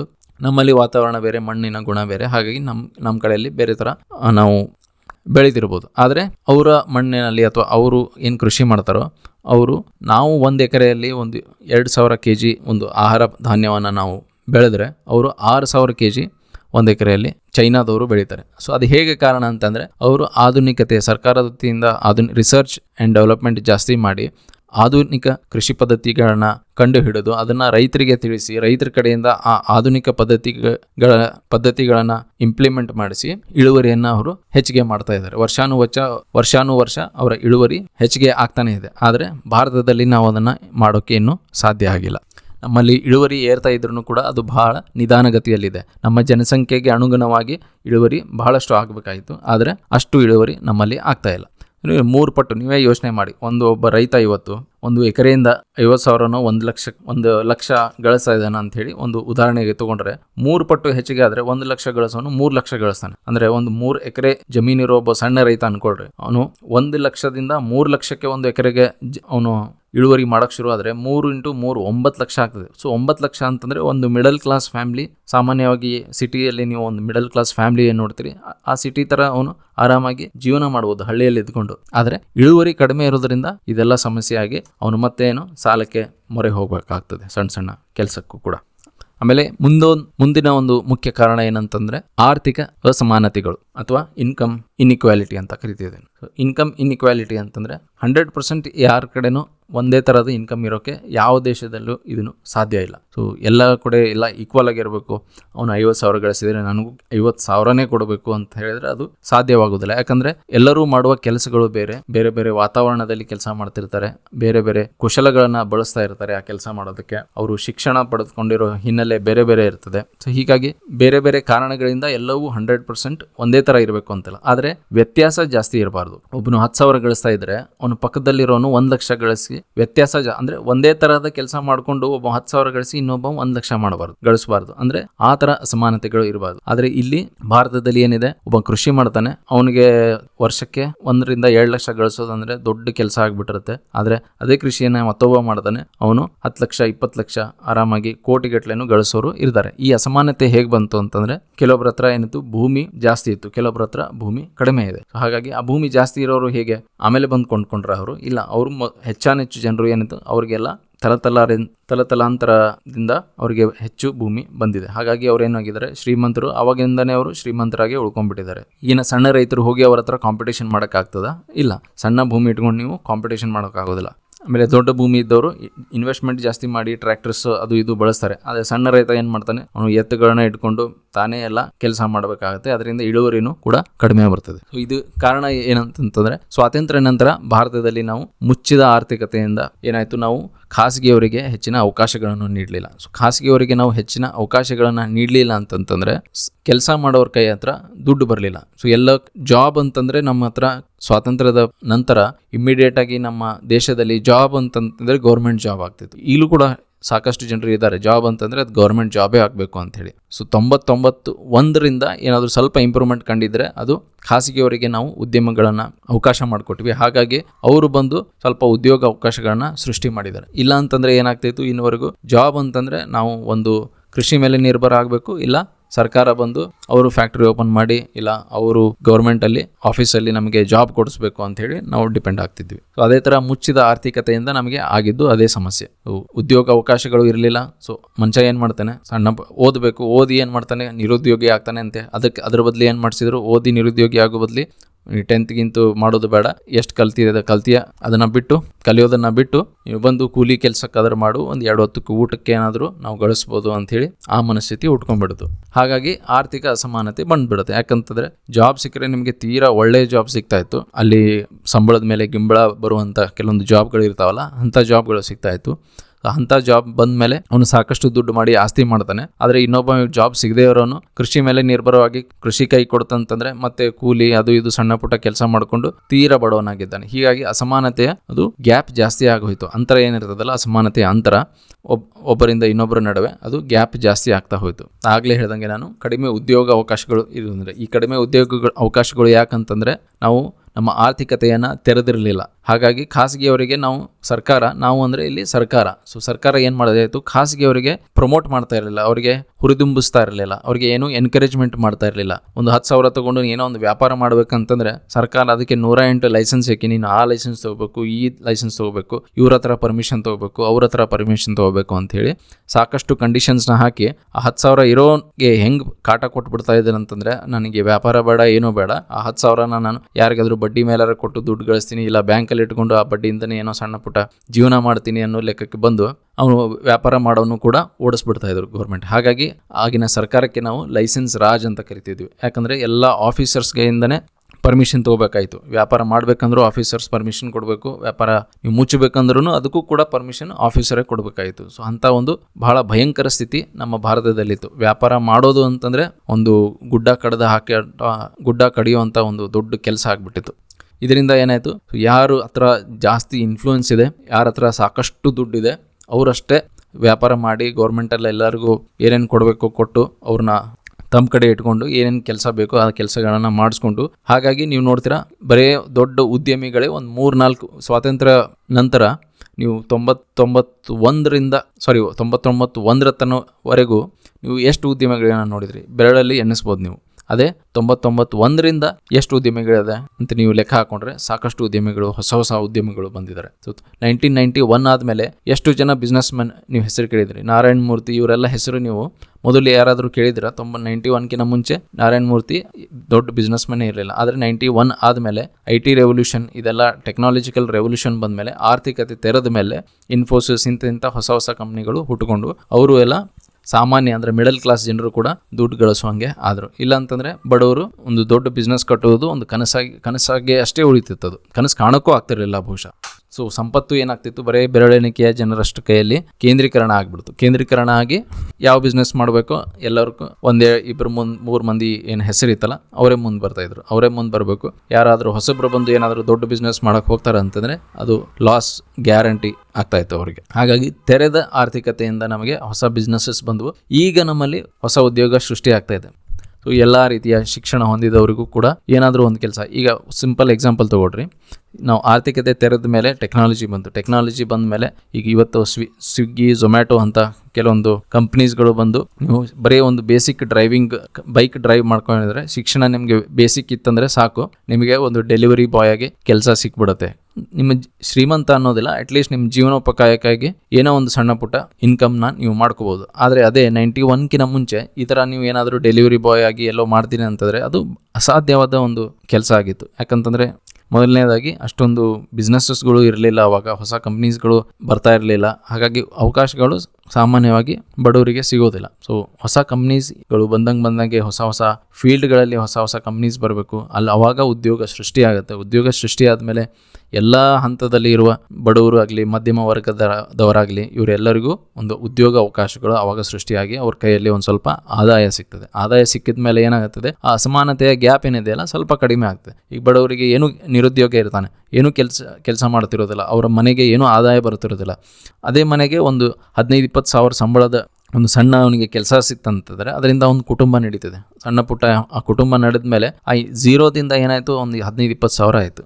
ಇನ್ನೊಬ್ಬ 30-40 ಸಾವಿರ ಮಾಡಿದರೆ ಒಂದು ಗ್ಯಾಪ್ ಕಡಿಮೆ ಆಯಿತು. ಮೊದಲು 0ದಿಂದ 30-40 ಸಾವಿರ ಗಳಿಸೋ ನಡುವೆ ಗ್ಯಾಪು 30-40 ಸಾವಿರ ಇತ್ತಂದರೆ ಇವನಿಗೆ ಉದ್ಯೋಗ ಸಿಕ್ಕ ಮೇಲೆ ಆ ಗ್ಯಾಪ್ ಕಡಿಮೆ ಆಗಿಬಿಡ್ತದಲ್ಲ. ಸೊ ಹಾಗೆ ನಾವು ಆರ್ಥಿಕತೆಯನ್ನು ತೆರೆದು ಅವಕಾಶಗಳು ಖಾಸಗಿಯವರಿಗೆ ನಾವು ನೀಡಿದ ಮೇಲೆ ಉದ್ಯೋಗ ಸೃಷ್ಟಿಗೆ ಫಾಸ್ಟ್ ಆಗ್ತದೆ. ಅದರಿಂದ ಅಸಮಾನತೆಗಳು ಏನಿರ್ತದೆ ಆ ಗ್ಯಾಪ್ ಸಣ್ಣದಾಗ್ತಾ ಹೋಗ್ತದೆ. ಸೊ ಇದೇ ರೀಸನ್ ನಾನು ಎಕ್ಸ್ಪ್ಲೈನ್ ಮಾಡಿದೆ. ಖಾಸಗಿ ಉದ್ಯಮವನ್ನು ನಾವು ನಿರ್ಲಕ್ಷಿಸಿದ್ದಕ್ಕೆ ಸಾಮಾನ್ಯ ಜನರಲ್ಲಿ ಆದಾಯನೇ ಇರ್ತಿರಲಿಲ್ಲ. ಹಾಗಾಗಿ ಒಂದು TV ತೊಗೋಬೇಕಂತಂದರೆ ಅದು ದೊಡ್ಡ ಕೆಲಸ ಆಗ್ತಿತ್ತು. ಒಂದು ಸೈಕಲ್ ತೊಗೋಬೇಕಂತಂದರೆ ಶ್ರೀಮಂತರಷ್ಟೇ ಸೈಕಲ್ ತೊಗೋತಿದ್ರು ಅನ್ನೋ ಒಂದು ಮನಸ್ಥಿತಿ ನಮ್ಮಲ್ಲಿ ಹುಟ್ಕೊಂಡ್ಬಿಟ್ಟಿತ್ತು. ಯಾಕಂತಂದರೆ 99% ಜನರ ಹತ್ರ ದುಡ್ಡು ಇರ್ತಾ ಇರಲಿಲ್ಲ, ಬರೀ 1% ಜನರ ಹತ್ರ ಮ್ಯಾಕ್ಸಿಮಮ್ ದುಡ್ಡು ಇರ್ತಾ ಇತ್ತು. ಒಂದು 5-10% ಜನರ ಹತ್ರ ಒಂದು ಸ್ವಲ್ಪ ಒಳ್ಳೆ ಕೃಷಿ ಭೂಮಿ ಇಟ್ಕೊಂಡು ಅವ್ರು ಕೃಷಿ ಮೇಲೆ ಜೀವನ ನಡೆಸುವಂತಾಗಿತ್ತು. 90% ಜನರ ಹತ್ರ ಸಣ್ಣ ಪುಟ್ಟ ಕೃಷಿ ಭೂಮಿ ಇದ್ರೂ ಭಾಳ ಸಣ್ಣ ಪುಟ್ಟ ಇರ್ತಿದ್ವು. ಉಳಿದವ್ರ ಕಡೆ ಕೃಷಿ ಭೂಮಿನೂ ಇರ್ತಿರಲಿಲ್ಲ. ಇದಕ್ಕೆಲ್ಲ ಕಾರಣ ಏನಂತಂದರೆ ಸರ್ಕಾರದ ಹಸ್ತಕ್ಷೇಪ ಭಾಳ ಆಗ್ತಿತ್ತು ಖಾಸಗಿ ಉದ್ಯಮಗಳಲ್ಲಿ. ಹಾಗಾಗಿ ಉದ್ಯೋಗದ ಅವಕಾಶಗಳು ಬಡವರಿಗೆ ತಲುಪ್ತಿರಲಿಲ್ಲ ಸರಿಯಾಗಿ. ಆಮೇಲೆ ಇನ್ನೊಂದು ನ್ಯಾಚುರಲ್ ಕಾರಣ ಏನಂತಂದರೆ, ಈಗ ಇಷ್ಟೊತ್ತು ಹೇಳಿದ್ದು ನಾವು ನಮ್ಮಲ್ಲಿ ಆ ಪದ್ಧತಿಗಳಿಂದ ಅಥವಾ ನಾವು ಮಾಡಿಕೊಂಡ ತಪ್ಪುಗಳಿಂದ ಅಥವಾ ನಮ್ಮ ದೇಶದ ಮೇಲೆ ಹಲ್ಲೆ ಮಾಡಿ ನಮ್ಮ ಮೇಲೆ ಆಳ್ವಿಕೆ ಮಾಡುವ ಬ್ರಿಟಿಷರು ಅಥವಾ ಮುಘಲರ ಆಳ್ವಿಕೆ ಇರ್ಬೋದು. ಸೊ ಇದರಿಂದ ನಮಗೆ ಸಮಸ್ಯೆ ಆಗ್ತಾ ಇದೆ ಅಂತಂದರೆ, ಅದರ ಜೊತೆಗೆ ಇನ್ನೊಂದು ಮುಖ್ಯವಾದ ಸಮಸ್ಯೆ ಏನಂತಂದರೆ, ನಮ್ಮಲ್ಲಿ ನ್ಯಾಚುರಲ್ ಸಮಸ್ಯೆ ಏನಂತಂದರೆ, ನಮ್ಮ ಹತ್ರ ಒಂದು ಅಮೂಲ್ಯವಾದ ಯಾವುದೇ ಒಂದು ನೈಸರ್ಗಿಕ ಸಂಪತ್ತು ಇರಲಿಲ್ಲ ಅಥವಾ ಇವತ್ತಿಗೂ ಅಷ್ಟೊಂದು ಇಲ್ಲ ಅಂತ ಹೇಳ್ಬೋದು. ಅಮೂಲ್ಯವಾದ ನೈಸರ್ಗಿಕ ಸಂಪತ್ತು ಅಂತಂದರೆ ಇವತ್ತು ಇಡೀ ಜಗತ್ತಿಗೆ ಬೇಕಾಗಿರುವಂಥ ಒಂದು ವಸ್ತು ಯಾವುದಾದ್ರೂ ಇದ್ದಿದ್ರೆ ನಮ್ಮ ಹತ್ರ, ಬಹುಶಃ ಸ್ವಾತಂತ್ರ್ಯದ ನಂತರ ನಾವು ನಮ್ಮ ಕಾಲ ಮೇಲೆ ನಾವು ನಿಂತ್ಕೊಳ್ಳುವಂಥ ಪರಿಸ್ಥಿತಿ ಆಗ್ತಾ ಇತ್ತೇನೋ. ಅದು ಗ್ಯಾರಂಟಿ ಇರೋದಿಲ್ಲ. ಯಾಕಂದರೆ ನಿಮ್ಮ ಹತ್ರ ಒಂದು ಅಮೂಲ್ಯವಾದ ಸಂಪತ್ತು ಇದೆ ಅಂತಂದರೆ ಮತ್ತೆ ಬೇರೆಯವ್ರ ಕಣ್ಣು ಬಿದ್ದು ಬೇರೆಯವರು ಅದನ್ನು ಕಿತ್ಕೊಂಡೋಕ್ಕೆ ಖಂಡಿತ ಬರ್ತಾರೆ. ಇದು ಗ್ಯಾರಂಟಿ ಅಂತಲ್ಲ, ಬಟ್ ಏನೋ ಒಂದು ಹೆಲ್ಪ್ ಆಗ್ತಾ ಇತ್ತೇನೋ ಅಂತ ಹೇಳೋ ಅನ್ನೋ ದೃಷ್ಟಿಯಿಂದ ನಾನು ಹೇಳ್ತಾ ಇದ್ದೀನಿ. ಅಮೂಲ್ಯವಾದ ನೈಸರ್ಗಿಕ ಸಂಪತ್ತು ಅಂತಂದರೆ ಇವತ್ತು ಇಡೀ ಜಗತ್ತಿಗೆ ಏನು ಬೇಕು, ಕಚ್ಚಾ ತೈಲ ಬೇಕು. ಕಚ್ಚಾ ತೈಲ ಇಲ್ಲ ಅಂದರೆ ಪೆಟ್ರೋಲ್ ಡೀಸೆಲ್ ಮಾಡೋಕ್ಕಾಗೋದಿಲ್ಲ. ಅದರಿಂದ ಯಾವುದೇ ಥರದ ಮಷಿನರೀಸ್ ಆಗಲಿ ಎಲೆಕ್ಟ್ರಿಸಿಟಿ ಆಗಲಿ ತಯಾರಾಗೋದಿಲ್ಲ. ಸೊ ಮಷಿನರೀಸ್ ನಿಮ್ಗೆ ತಯಾರಾಗಲಿಲ್ಲ ಅಂತಂದರೆ ನಿಮ್ಮ ಇಂಡಸ್ಟ್ರೀಸ್ನ ನಡೆಸೋಕೆ ಆಗೋದಿಲ್ಲ. ಹೀಗಾಗಿ ಕಚ್ಚಾ ತೈಲನ ಅವಶ್ಯಕತೆ ಎಲ್ಲರಿಗೂ ಇವತ್ತು ಜಗತ್ತಿನಲ್ಲಿ ಇದೆ. ಅದಕ್ಕಾಗಿಯೇ ಇವತ್ತು ಅರಬ್ ಕಂಟ್ರೀಸ್ ಏನಿದಾವಲ್ಲ ಅಥವಾ ಗಲ್ಫ್ ಕಂಟ್ರೀಸ್ ಅಂತ ಏನು ಕರಿತೀವಿ, Saudi Arabia, Kuwait, Iraq, Iran, Qatar, ಇವೆಲ್ಲ ಸಣ್ಣ ಪುಟ್ಟ ರಾಷ್ಟ್ರಗಳು ಆಗಿದ್ರು ಬಹಳ ಶ್ರೀಮಂತ ರಾಷ್ಟ್ರಗಳು ಇವೆ. ಯಾಕಂತಂದರೆ ಅವ್ರ ಹತ್ರ ಇದ್ದಿದ್ದು ಏನು, ಕಚ್ಚಾ ತೈಲ. ಒಂದೇ ಒಂದು ಕಚ್ಚಾ ವಸ್ತುವಿಂದ ಅವರು ತಮ್ಮ ರಾಷ್ಟ್ರವನ್ನು ಕಟ್ಕೊಂಡ್ರು ಅವರು. ಹಾಗೆ ಭಾರತಕ್ಕೆ ಒಂದು ಮೊದಲನೇದಾಗಿ ನಮ್ದು ಒಂದು ದೊಡ್ಡ ರಾಷ್ಟ್ರ, ಆದರೆ ಅದ್ರ ಜೊತೆಗೆ ನಮ್ಮ ಹತ್ರ ಯಾವುದೇ ಒಂದು ಇಂಥ ಅಮೂಲ್ಯವಾದ ನೈಸರ್ಗಿಕ ಸಂಪತ್ತು ಇಲ್ಲದೆ ಇರೋ ಕಾರಣ ನಾವು ಅದನ್ನ ರಫ್ತು ಮಾಡಿ ಅದರಿಂದ ಸ್ವಲ್ಪ ದುಡ್ಡು ಬಂದು ನಮ್ಮ ದೇಶವನ್ನು ನಾವು ಕಟ್ಟಬೇಕು ಅಂತೇಳಿ ನಾವು ಏನಾದರೂ ಅನ್ಕೊಂಡಿದ್ರೆ ಅದು ಅವಾಗ ಸಾಧ್ಯತೆ ಆಗಲಿಲ್ಲ. ಆದರೆ ಈಗ ಸ್ವಲ್ಪ ರಿಸರ್ಚ್ ಮಾಡಿದ ಮೇಲೆ ಭಾರತದಲ್ಲೂ ಕೂಡ ಕೆಲವೊಂದು ಈಗ ಕಚ್ಚಾ ತೈಲಗಳು ಆಗಲಿ ಅಥವಾ ಈ ಗಣಿಗಳಾಗಿರ್ಬೋದು, ಹೊಸ ಹೊಸ ಗಣಿಗಳು ಕೂಡ ಭಾರತ ಗುರುತಿಸ್ಕೊಂಡಿದೆ. ಲಿಥಿಯಂ ಗಣಿ ಏನಿದೆಯಲ್ಲ, ಇವತ್ತು ನೀವು ಎಲೆಕ್ಟ್ರಿಕ್ ಕಾರು ಬೈಕಲ್ಲಿ ನಾವು ಬ್ಯಾಟ್ರೀಸ್ ಏನು ಹಾಕ್ತೀವಿ, ನಿಮ್ಮ ಮೊಬೈಲ್ ಬ್ಯಾಟ್ರೀಸ್ ಏನು ಹಾಕ್ತೀವಿ, ಅದಕ್ಕೆ ಲಿಥಿಯಂ ಅಯಾನ್ ಬ್ಯಾಟ್ರೀಸ್ ಅಂತ ಕರಿತೀವಿ. ಅದಕ್ಕೆ ಅದನ್ನು ತಯಾರು ಮಾಡೋಕ್ಕೆ ಲಿಥಿಯಂ ಅನ್ನೋ ಒಂದು ಮಿನರಲ್ ಬೇಕು. ಸೊ ಈ ಲಿಥಿಯಂ ಅನ್ನೋ ಒಂದು ಮಿನರಲ್ ಇಲ್ಲ ಅಂತಂದರೆ ಆ ಬ್ಯಾಟ್ರಿ ತಯಾರು ಆಗೋದಿಲ್ಲ. ಸೊ ಹೀಗಾಗಿ ಇದರ ಗಣಿ ಇವತ್ತು ಯಾರ ಹತ್ರ ಅಥವಾ ಯಾವುದೇ ಒಂದು ದೇಶದಲ್ಲಿ ಇವತ್ತು ಈ ಗಣಿ ಇದ್ದಿತ್ತಂದರೆ ಇದನ್ನು ಇವತ್ತು ಚಿನ್ನ ಅಂತ ಕರಿತೀವಿ, ವೈಟ್ ಗೋಲ್ಡ್ ಅಂತ ಹೇಳಿ ನಾವು ಇದನ್ನು ಕರಿತೀವಿ. ಯಾಕಂದರೆ ಲಿಥಿಯಂದಿಂದ ಬ್ಯಾಟ್ರಿ ತಯಾರಾಗ್ತದೆ. ಎಲ್ಲ ಹೆಚ್ಚು ಕಡಿಮೆ ಎಲ್ಲ ವಸ್ತುಗಳಲ್ಲಿ ಇವತ್ತು ನಾವು ಬ್ಯಾಟ್ರಿಯನ್ನು ಹಾಕ್ತಾ ಇದ್ದೀವಿ. ಹಾಗಾಗಿ ಖಂಡಿತ ನಿಮ್ಮ ಹತ್ರ ಈ ಕಚ್ಚಾ ವಸ್ತು ಇತ್ತಂತಂದರೆ ನೀವು ಇದನ್ನು ಪ್ರೊಡಕ್ಷನ್ ಮಾಡ್ಕೋಬೋದು, ಇಲ್ಲ ರಫ್ತು ಮಾಡಿ ದುಡ್ಡು ಕೂಡ ಗಳಿಸ್ಬೋದು. ಇವತ್ತು ಲಿಥಿಯಂ ಹೆಚ್ಚಾಗಿ ಇರೋದು ಇವತ್ತು ಸೌತ್ ಅಮೆರಿಕಾ ರಾಷ್ಟ್ರಗಳಲ್ಲಿ, ಇದನ್ನು ಕೆಲವೊಂದು ರಾಷ್ಟ್ರಗಳಲ್ಲಿ ಇವತ್ತು ನೀವು ಲಿಥಿಯಮನ್ನು ಕಾಣ್ಬೋದು. ಸೊ ಇಂಡಿಯಾದಲ್ಲೂ ಕೂಡ ಇದನ್ನು ಜಮ್ಮು ಇವತ್ತು ಏನಿದೆ ರಾಜ್ಯ ಕೇಂದ್ರ ಆಡಳಿತ ಪ್ರದೇಶ ಮಾಡಿದಾರಲ್ಲ, ಸೊ ಜಮ್ಮು ಆ್ಯಂಡ್ ಕಾಶ್ಮೀರ ಏನಿದೆ ಅಲ್ಲಿ ಜಮ್ಮು ರೀಜನ್ನಲ್ಲಿ ಈ ಲಿಥಿಯಂ ಮಿನರಲ್ ನಮ್ಮ ದೇಶದಲ್ಲಿ ಕಾಣಿಸ್ಕೊಂಡಿದೆ. ಮುಂದೆ ಇದನ್ನು ಪ್ಲ್ಯಾನ್ ಮಾಡಬೇಕು. ಯಾಕಂದರೆ ನೈಸರ್ಗಿಕ, ನಾನು ಹೇಳಿದೆ, ನಿಸರ್ಗವನ್ನು ಕೂಡ ನಾಶ ಮಾಡದೆ ನಾವು ಇದನ್ನು ಮೈನಿಂಗ್ ಮಾಡಿ ನಮ್ಮ ದೇಶವನ್ನು ಕಟ್ಕೋಬೇಕಾಗತ್ತೆ. ಹಾಗಾಗಿ ಸರ್ಕಾರ ಇದರಲ್ಲಿ ಪ್ಲಾನಿಂಗ್ ನಡೆಸ್ತಾ ಇರುತ್ತೆ. ನಿಸರ್ಗವನ್ನು ನಾವು ಹೆಚ್ಚಾಗಿ ಸ್ವಲ್ಪ ನಾಶ ಆಗತ್ತೆ, ಆದರೆ ಹೆಚ್ಚು ನಾಶ ಮಾಡದೆ ಅದನ್ನು ಹೇಗೆ ನಾವು ಮ್ಯಾಕ್ಸಿಮಮ್ ಅದನ್ನು ಬಳಸ್ಕೊಂಡು ನಮ್ಮ ದೇಶವನ್ನು ಕಟ್ಕೋಬೇಕು ಅಂಥೇಳಿ ಸರ್ಕಾರ ವಿಚಾರಣೆಯನ್ನು ನಡೆಸ್ತಾ ಇದೆ. ಆಮೇಲೆ ಕೆಲವೊಂದು ಖನಿಜಗಳು ಅಥವಾ ಗಣಿಗಳು ನಮ್ಮ ಹತ್ರ ಏನಿದ್ವು, KGF ಒಂದು ಎಕ್ಸಾಂಪಲ್ ತಗೊಳ್ಳೋದಾದರೆ, KGF ಸ್ವಾತಂತ್ರ್ಯದ ನಂತರ ಕೆಲವೊಂದು ವರ್ಷ ಆದಮೇಲೆ ಸಂಪೂರ್ಣವಾಗಿ ಅದನ್ನು ಬಂದ್ ಮಾಡಬೇಕಾಯಿತು. ಯಾಕಂತಂದರೆ ಅಲ್ಲಿ ಇರೋ ಚಿನ್ನ ಎಲ್ಲ ಖಾಲಿ ಆಗಿಬಿಡೋದು. ಅಥವಾ ಚಿನ್ನ ಖಾಲಿ ಅಂದರೆ ಸಂಪೂರ್ಣವಾಗಿ ಯಾವುದೇ ಕಡೆ ಖಾಲಿ ಆಗೋದಿಲ್ಲ. ಸೊ ಖಾಲಿಯಾಗಿದೆ ಅನ್ನೋ ಅರ್ಥ ಏನಂತಂದರೆ, 1 kg ನೀವು ಚಿನ್ನವನ್ನು ತೆಗಿಬೇಕಂತಂದರೆ ಅದೇನು ಖರ್ಚಾಗುತ್ತೋ ಅದನ್ನು ಆ ಚಿನ್ನವನ್ನು ಮಾರಿದರೆ ನಿಮ್ಗೆ ಆ ಖರ್ಚು ಗಿಟ್ಟೋದಿಲ್ಲ ಅಂಥ ಪರಿಸ್ಥಿತಿ. ಯಾಕಂದರೆ ಭಾಳ ಕಡಿಮೆ ಪ್ರಮಾಣದ ಅಥವಾ ಲೋ ಕ್ವಾಲಿಟಿ ಚಿನ್ನ ಇದೆ, ಅದನ್ನು ತೊಗೊಂಡು ನೀವು ಪ್ಯೂರಿಫೈ ಮಾಡಿ ಮಾರ್ಕೆಟಲ್ಲಿ ಮಾರಬೇಕಂತಂದರೆ ನಿಮಗೆ ಕಾಸ್ಟ್ ಜಾಸ್ತಿ ಆಗುತ್ತೆ ಅದು. ಹಾಗಾಗಿ ಕೆಲವೊಂದು ಅಂಥ ಗಣಿಗಳನ್ನು ಬ್ರಿಟಿಷರು ಏನು ಲೂಟಿ ಮಾಡ್ಕೊಂಡು ಹೋಗ್ಬಿಟ್ಟಿದ್ರು, ಅಲ್ಲಿ ಹೋಗಿ ಕೆದಕಿದ್ರೆ ಏನು ಈಗ ಬೆಲೆ ಬಾಳುವಂಥ ಸಿಗೋದಿಲ್ಲ. ಅಂಥ ನೈಸರ್ಗಿಕ ಸಂಪತ್ತು ಅಥವಾ ಖನಿಜಗಳು ಅಥವಾ ಗಣಿಗಳನ್ನು ಇಲ್ಲಿ ಏನು ಲೂಟಿ ಮಾಡ್ಕೊಂಡು ಹೋದರು, ಅದರಿಂದ ಕೂಡ ಭಾರತಕ್ಕೆ ಒಂದು ದೊಡ್ಡ ಹೊಡೆತ ಆಯಿತು. KGF ಹತ್ರ ಅದೇ ಚಿನ್ನ ಇತ್ತಂದರೆ, ಬ್ರಿಟಿಷರು ಅದನ್ನು ಲೂಟಿ ಮಾಡ್ಕೊಂಡಿದ್ದಿಲ್ಲ ಅಂತಂದರೆ ಇನ್ನೊಂದು ಸ್ವಲ್ಪ ವರ್ಷ ಚಿನ್ನ ನಮ್ಮ ಹತ್ರ ಉಳ್ಕೋತಿತ್ತು, ಅದರಿಂದ ನಾವು ದೇಶವನ್ನು ಕಟ್ಕೋಬೋದಾಗಿತ್ತು. ಸೊ ಇದೆಲ್ಲ ಕಾರಣ ಏನು ಆಗತ್ತಂತಂದರೆ, ನಮ್ಮ ಹತ್ರ ನೈಸರ್ಗಿಕ ಸಂಪತ್ತು ಕಡಿಮೆ ಇರೋದ್ರಿಂದ ನಮ್ಮ ಭಾರತದಲ್ಲಿ ನಾವು ಕೈಗಾರೀಕರಣವನ್ನು ಮಾಡೋದಕ್ಕೆ ಆಗಲಿಲ್ಲ. ಕೈಗಾರೀಕರಣ ಅಂತಂದರೆ ಇಂಡಸ್ಟ್ರಿಯಲೈಸೇಷನ್. ಹೇಳಿದೆ ನಾನು, ಒಂದು ಸಮಾಜ ಅಥವಾ ಒಂದು ರಾಷ್ಟ್ರ ನಾವು ಬೆಳೆಯುವ ಹಂತದಲ್ಲಿ ಏನಿದ್ದೀವಿ, ಈ ಬೆಳೆಯುವ ಹಂತದಿಂದ ನಾವು ಒಂದು ಶ್ರೀಮಂತ ರಾಷ್ಟ್ರ ಆಗಬೇಕಂತಂದರೆ ಇಂಡಸ್ಟ್ರಿಯಲೈಸೇಷನ್ ಬೇಕಲೇಬೇಕು. ಇಂಡಸ್ಟ್ರಿಯಲೈಸೇಷನ್ನ ನಾವು ಮಾಡೋಕ್ಕೆ ಆಗಲಿಲ್ಲ ಅಂತಂತಂದರೆ ಅವಾಗ ಏನಾಗುತ್ತೆ, ಎಲ್ಲರಿಗೂ ನಾವು ಉದ್ಯೋಗವನ್ನು ಕೊಡೋಕ್ಕಾಗೋದಿಲ್ಲ. ಆಮೇಲೆ ನಮ್ಮ ದೇಶವನ್ನು ಆತ್ಮನಿರ್ಭರ ಅಂತ ಏನು ಕರಿತೀವಿ ಅಥವಾ ಸದೃಢವಾದ ಒಂದು ದೇಶವನ್ನು ನಮಗೆ ಕಟ್ಟೋಕ್ಕಾಗೋದಿಲ್ಲ. ಸೊ ಫಸ್ಟ್ ಟೈಮ್ ಏನಾಗಿತ್ತು, ಸ್ವಾತಂತ್ರ್ಯದ ನಂತರ ಬಹಳ ಇಂಪಾರ್ಟೆಂಟ್ ಟೈಮ್ ಆಗಿತ್ತು. ಆವಾಗ ನಾವು ಇಂಡಸ್ಟ್ರಿಯಲೈಸೇಷನ್ನ ಮಾಡ್ಕೋಬೇಕಾಯಿತು. ಖಾಸಗಿಯವರಿಗೆ ಸ್ವಲ್ಪ ಪ್ರಮೋಟ್ ಮಾಡಿ ಅವ್ರಿಗೆ ಎನ್ಕರೇಜ್ ಮಾಡಿ ನಾವು ಇಂಡಸ್ಟ್ರಿಯಲೈಸೇಷನ್ನ ಫಾಸ್ಟಾಗಿ ಮಾಡ್ಕೊಂಡ್ಬಿಟ್ಟಿದ್ರೆ ಅವಾಗ ಉದ್ಯೋಗಗಳು ಸ್ವಲ್ಪ ಹಂಚಿಕೆಯಾಗಿ ಕೃಷಿ ಮೇಲೆ ಬಹಳಷ್ಟು ನಾವು ನಿರ್ಭರವಾಗಿ ಇರಬೇಕಾಗ್ತಿರಲಿಲ್ಲ. ಆದರೆ ಇಂಡಸ್ಟ್ರಿಯಲೈಸೇಷನ್ನ ನಾವು ಮಿಸ್ ಮಾಡಿಕೊಂಡ ಕಾರಣ ಅಗೇನ್ ಇದಕ್ಕೆ ಎಲ್ಲ ಕೆಲವೊಂದು ನೀತಿಗಳು, ನಾವು ಮುಚ್ಚಿದ ಆರ್ಥಿಕತೆ ಏನು ಮಾಡಿದ್ವಿ, ಅವಾಗ ನಮ್ಮ ಹತ್ರ ಬಂಡವಾಳ ಇರಲಿಲ್ಲ. ಅವಾಗ ನಾವು ಏನು ಮಾಡ್ಬೋದಾಗಿತ್ತು, ಬೇರೆ ರಾಷ್ಟ್ರದಿಂದ ಬಂಡವಾಳ ತರಬೇಕು ಅಂತಂದರೆ ಮೊದಲು ನಾವು ಆರ್ಥಿಕತೆಯನ್ನು ತೆರಿಬೇಕಾಗುತ್ತೆ. ಆರ್ಥಿಕತೆಯನ್ನು ತೆರೆದು ಬೇರೆ ರಾಷ್ಟ್ರಗಳಿಗೆ ನಾವು ಇನ್ವೈಟ್ ಮಾಡಿ, ಇಲ್ಲಿ ನಿಮಗೆ ಲ್ಯಾಂಡ್ ಕೊಡ್ತೀನಿ, ನೀವು ಇವತ್ತು ಬಂಡವಾಳ ಇಲ್ಲಿ ಹೂಡಿ ನಿಮ್ಗೆ ಮ್ಯಾನುಫ್ಯಾಕ್ಚರ್ ಮಾಡಿಕೊಡ್ರಿ ಅಂತೇಳಿ ನಾವು ಇನ್ವೈಟ್ ಮಾಡಿದರೆ ಬೇರೆ ಕಂಪ್ನೀಸ್ ಬಂದು ಇಲ್ಲಿ ಬಂಡವಾಳ ಹೂಡ್ತಿದ್ವು. ಇದರಿಂದ ಉದ್ಯೋಗ ಸೃಷ್ಟಿಯಾಗಿ ನಮ್ಮ ಜನರಿಗೆ ಉದ್ಯೋಗ ಸಿಗ್ತಾಯಿತ್ತು. ಉದ್ಯೋಗ ಸಿಕ್ಕಿದ ಮೇಲೆ ಏನಾಗುತ್ತೆ, ಆದಾಯ ಹುಟ್ಕೊಳತ್ತೆ. ಸೊ ಆದಾಯ ಹುಟ್ಕೊಂಡ್ಮೇಲೆ ಮತ್ತೆ ಆದಾಯ ಬಂದ ಮೇಲೆ ಅಲ್ಲಿನ ಜನರು ಮತ್ತೆ ಹೋಗಿ ತಾವೊಂದು ಸಣ್ಣ ಪುಟ್ಟ ವ್ಯಾಪಾರ ಮಾಡ್ತಾರೆ. ಹೀಗೆ ಒಂದಕ್ಕೊಂದು ಚೈನ್ ಇರ್ತದೆ, ಅದು ಒಂದಕ್ಕೊಂದು ಲಿಂಕ್ ಆಗ್ತದೆ. ಸೊ ಒಬ್ಬರು ವ್ಯಾಪಾರ ಮಾಡಿ ಏನೋ ಗಳಿಸ್ಕೊಂಡ್ಮೇಲೆ ಅದು ಇನ್ನೊಬ್ಬರಿಗೂ ಕೂಡ ಖಂಡಿತವಾಗ್ಲೂ ಅದ್ರದ್ದು ಅನುಕೂಲ ಆಗ್ತಾ ಇರ್ತದೆ. ಸೊ ಅದನ್ನು ನಾವು ಫಸ್ಟ್ ಫೇಸ್ ಅಂತ ಏನು ಅಂದ್ಕೊಂಡಿದ್ವಿ ಅದು ಮಿಸ್ ಆಗಿಬಿಡುತ್ತೆ ನಮ್ಮ ಹತ್ರ. ಈಗ ಸೆಕೆಂಡ್ ಫೇಸ್ ನಮ್ಮ ಹತ್ರ ಈ ಟೈಮ್ ಬಂದಿದೆ. ಈಗೂ ನಾವು ಆ ಸರಿಯಾದ ನೀತಿಗಳನ್ನು ಮಾಡಿ ನಾವು ಕೈಗಾರೀಕರಣವನ್ನು ನಾವು ಮಾಡಲಿಲ್ಲ ಅಂತಂತಂದರೆ ಭಾರತದಲ್ಲಿ ನಿರುದ್ಯೋಗದ ಸಮಸ್ಯೆ ಹಾಗೆ ಲೈಫ್ ಟೈಮ್ ಉಳ್ಕೊಂಡ್ಬಿಡುತ್ತೆ. ನಿರುದ್ಯೋಗದ ಸಮಸ್ಯೆ ಹೋಗ್ಬೇಕಂತಂದರೆ ನಾವು ಇಂಡಸ್ಟ್ರಿಯಲೈಸ್ ಮಾಡಬೇಕು. ಈಗ ನಮ್ಮ ಹತ್ರ ಬಂದಿರೋ ಒಂದು ಸರಿಯಾದ ಸಮಯ. ಭಾರತದ ಆರ್ಥಿಕತೆಯನ್ನು ನಾವು ತೆರೆದಿದ್ದೀವಿ. ಹೂಡಿಕೆ ಮಾಡೋಕ್ಕೆ ಬಂಡವಾಳ ತೊಗೊಂಡು ಬರೋರು ಸಾಕಷ್ಟು ರಾಷ್ಟ್ರಗಳು ರೆಡಿಯಾಗಿವೆ. ನಾವೇನು ಮಾಡಬೇಕು, ನಮ್ಮ ನೀತಿಗಳನ್ನು ನಾವು ತಿದ್ದುಪಡಿ ಮಾಡಿ ಇಲ್ಲಿ ಕೈಗಾರೀಕರಣಕ್ಕೆ ಒಂದು ವಾತಾವರಣವನ್ನು ಸೃಷ್ಟಿ ಮಾಡಲಿಲ್ಲ ಅಂತಂದರೆ ದುಡ್ಡಿದ್ದವರು ಕೂಡ ಯಾರು ಇಲ್ಲಿ ಬರೋದಿಲ್ಲ. ಯಾಕಂದರೆ ಅವರಿಗೆ ಕೆಲವೊಂದು ಅನುಕೂಲಗಳನ್ನು ನಾವು ಮಾಡಿಕೊಡ್ಲಿಲ್ಲ ಅಂತಂದರೆ ಅವರು ಬಂದು ದೊಡ್ಡ ಪ್ರಮಾಣದ ಇನ್ವೆಸ್ಟ್ಮೆಂಟ್ ಯಾರೂ ಮಾಡೋದಿಲ್ಲ. ಹಾಗಾಗಿ ದೊಡ್ಡ ಪ್ರಮಾಣದ ಇನ್ವೆಸ್ಟ್ಮೆಂಟ್ಗೆ ನಾವು ಕೆಲವೊಂದು ನೀತಿಗಳನ್ನ ಬದಲಾವಣೆ ಮಾಡ್ಕೋಬೇಕು. ಈಗಿನ ಸರ್ಕಾರಗಳು ಆ ನೀತಿಗಳನ್ನ ಬದಲಾವಣೆ ಮಾಡಲಿಲ್ಲ ಅಂತಂದರೆ ನಾವು ಸೆಕೆಂಡ್ ಫೇಸ್ ಅಥವಾ ಸೆಕೆಂಡ್ ಆಪರ್ಚುನಿಟಿ, ಸೆಕೆಂಡ್ ಅವಕಾಶ ಏನಿದೆ ಆ ಅವಕಾಶಗಳನ್ನು ನಾವು ಮಿಸ್ ಮಾಡಿದರೆ ಭಾರತ ಇನ್ಯಾವಾಗಲೂ ನಾವು ಶ್ರೀಮಂತ ರಾಷ್ಟ್ರ ಆಗ್ತದೆ ಅನ್ನೋ ಅಂಥೇಳಿ ನಾವು ಆ ಕನಸು ಕಾಣೋದನ್ನು ಬಿಟ್ಬಿಡೋಕ್ಕಾಗ್ತದೆ. ನೀವು ಕೇಳ್ಬೋದು, ಇವತ್ತು IT ಸಾಕಷ್ಟು ನಾವು ಮುಂದೆ ಬಂದಿದ್ದೀವಿ, ಅದನ್ನೇ ಮಾಡಿಕೊಂಡು ಯಾಕೆ ನಾವು ಶ್ರೀಮಂತ ಆಗಬಾರ್ದು ಅಂಥೇಳಿ. ಈ IT ಏನಾಗುತ್ತೆ, ಒಂದು ಸೀಮಿತವಾದ ಕ್ಷೇತ್ರ. ಅದು ಅಲ್ಲಿ ಒಂದು ಇಂಪಾರ್ಟೆಂಟ್ ಸ್ಕಿಲ್ಸ್ ಇದ್ದವರಿಗೆ ಮಾತ್ರ ಅಲ್ಲಿ ಕೆಲಸ ಇರ್ತದೆ. ನೀವು ಟೆಕ್ನಾಲಜಿ, ಇವತ್ತು ಆರ್ಟಿಫಿಷಿಯಲ್ ಇಂಟೆಲಿಜೆನ್ಸ್, ಇದೆಲ್ಲ ಟೆಕ್ನಾಲಜಿ ಮೇಲೆ ಸಾಕಷ್ಟು ಭಾರತ ಕೆಲಸ ಮಾಡ್ತಾ ಇದೆ, ಮುಂದೆನೂ ಮಾಡ್ಕೊಂಡು ಹೋಗ್ತಾ ಇರುತ್ತೆ. ಆದರೆ ಏನಾಗುತ್ತೆ, ಇದು ಒಂದು ವರ್ಗಕ್ಕೆ ಸೀಮಿತ ಆಗಿಬಿಡ್ತದೆ. ಎಲ್ಲರೂ ಬಂದು ಇವತ್ತು ಇಂಜಿನಿಯರಿಂಗ್ ಗ್ರಾಜ್ಯುಯೇಟ್ಸ್ ಆಗೋದಿಲ್ಲ. ಆಮೇಲೆ ಎಲ್ಲರಿಗೂ ಒಂದು ಒಳ್ಳೆ ಗುಣಮಟ್ಟದ ಸ್ಕಿಲ್ಸ್ ಇರೋದಿಲ್ಲ ಟೆಕ್ನಾಲಜಿಯಲ್ಲಿ. ಇವತ್ತಿನ ಎಷ್ಟೋ ಜನ ಇಂಜಿನಿಯರ್ಸ್ ಇವತ್ತು ಯಾರು IT 100% ಜನ ಕೆಲಸ ಮಾಡೋದಿಲ್ಲ. ಕಂಪ್ಯೂಟರ್ ಸೈನ್ಸ್ ಓದಿರ್ತಾರೆ, ಆದರೆ 100% ಜನ ಇವತ್ತು IT ಎಲ್ಲಿ ಕೆಲಸ ಮಾಡ್ತಾ ಇದ್ದಾರೆ. ಅವರು ಮತ್ತೆ ಬೇರೆ ಏನೋ ಫೈನಾನ್ಸು, ಬ್ಯಾಂಕಿಂಗು, ಅದು ಇದು ಬೇರೆ ಬೇರೆ ಕೆಲಸನ ಮಾಡ್ತಾ ಇದ್ದಾರೆ. ಬೇರೆ ಬೇರೆ ಆಫೀಸಲ್ಲಿ ಲೆಕ್ಚರರ್ಸ್ ಆಗಿದ್ದಾರೆ, ಸುಮಾರು ಜನ ಟೀಚರ್ಸ್ ಆಗಿರ್ತಾರೆ. ಹೀಗೆ ಎಲ್ಲರೂ ಒಂದೇ ಕ್ಷೇತ್ರದಲ್ಲಿ ಕೆಲಸ ಮಾಡೋಕ್ಕೆ ಆಗೋದಿಲ್ಲ. ಹಾಗಾಗಿ ಆಮೇಲೆ ಎಲ್ಲರೂ ಕೂಡ ಅಂಥ ಶಿಕ್ಷಣವನ್ನು ಪಡೆದು, ಗುಣಮಟ್ಟದ ಶಿಕ್ಷಣವನ್ನು ಪಡೆದು ದೊಡ್ಡ ದೊಡ್ಡ ಕಂಪ್ನೀಸಲ್ಲಿ ಕೆಲಸ ಮಾಡುವ ಈಗಿನ ಬಡವರಲ್ಲಿ ಎಲ್ಲರೂ ಕೂಡ, ನಾವು ಸರ್ಕಾರ ಎಷ್ಟೇ ಸವಲತ್ತುಗಳನ್ನ ಮಾಡಿಕೊಡ್ತದೆ ಅಂತಂದ್ರೂ ಕೂಡ ದುಡ್ಡು, ಸಮಯ ಎಲ್ಲರ ಕಡೆ ಅಷ್ಟು ಇರೋದಿಲ್ಲ. ಹಾಗಾಗಿ ಈಗಿನ ಬಡವರು ಅದನ್ನು ಮಾಡಬೇಕು ಅಂತಂದರೆ ಈ ಒಂದು ಜನ್ರೇಷನ್ ಹೋಗ್ತದೆ. ಅಂದರೆ ಈಗಿನ ಒಂದು ಜನ್ರೇಷನ್ ಬಡವರು ಏನಿರ್ತಾರೆ, ಅವರು ಬೇರೆ ಕೆಲಸಗಳನ್ನ ಫ್ಯಾಕ್ಟ್ರೀಸಲ್ಲಿ ಕೆಲಸ ಮಾಡಿ ಆದಾಯ ಹೆಚ್ಚಿಸ್ಕೊಂಡು ಮುಂದೆ ಅವ್ರ ಮಕ್ಕಳಿಗೆ ಅವ್ರು ಏನು ಮಾಡ್ಬೋದು, ಒಳ್ಳೆ ಎಜುಕೇಷನ್, ಒಳ್ಳೆ ಟೆಕ್ನಾಲಜಿ ಮೇಲೆ ಅವ್ರಿಗೆ ಟ್ರೈನಿಂಗ್ ಕೊಡಿಸಿ ಅವರು ಮುಂದೆ IT ಅಥವಾ ಮುಂದೆ ಬರೋ ಟೆಕ್ನಾಲಜೀಸಲ್ಲಿ ಕೆಲಸ ಮಾಡೋ ಹಾಗೆ ಮಾಡ್ಬೋದು. ಆದರೆ ಈಗಿನ ಇಮ್ಮಿಡಿಯೇಟ್ ನಮ್ಮ ನಿರುದ್ಯೋಗದ ಸಮಸ್ಯೆಯನ್ನು ನಾವು ಕಡಿವಾಣ ಹಾಕಬೇಕು, ಇದನ್ನು ನಾವು ಕಡಿತಗೊಳಿಸಬೇಕು ಅಂತಂದರೆ ನಮ್ಮ ಹತ್ರ ಇರೋದು ಒಂದೇ ಅಸ್ತ್ರ, ಅದು ಏನು, ಕೈಗಾರೀಕರಣ. ಇಷ್ಟೊಂದು ಮಾಹಿತಿಯೊಂದಿಗೆ ಇವತ್ತಿನ ವಿಡಿಯೋನ ನಾವು ಇಲ್ಲಿಗೆ ಮುಗಿಸೋಣ.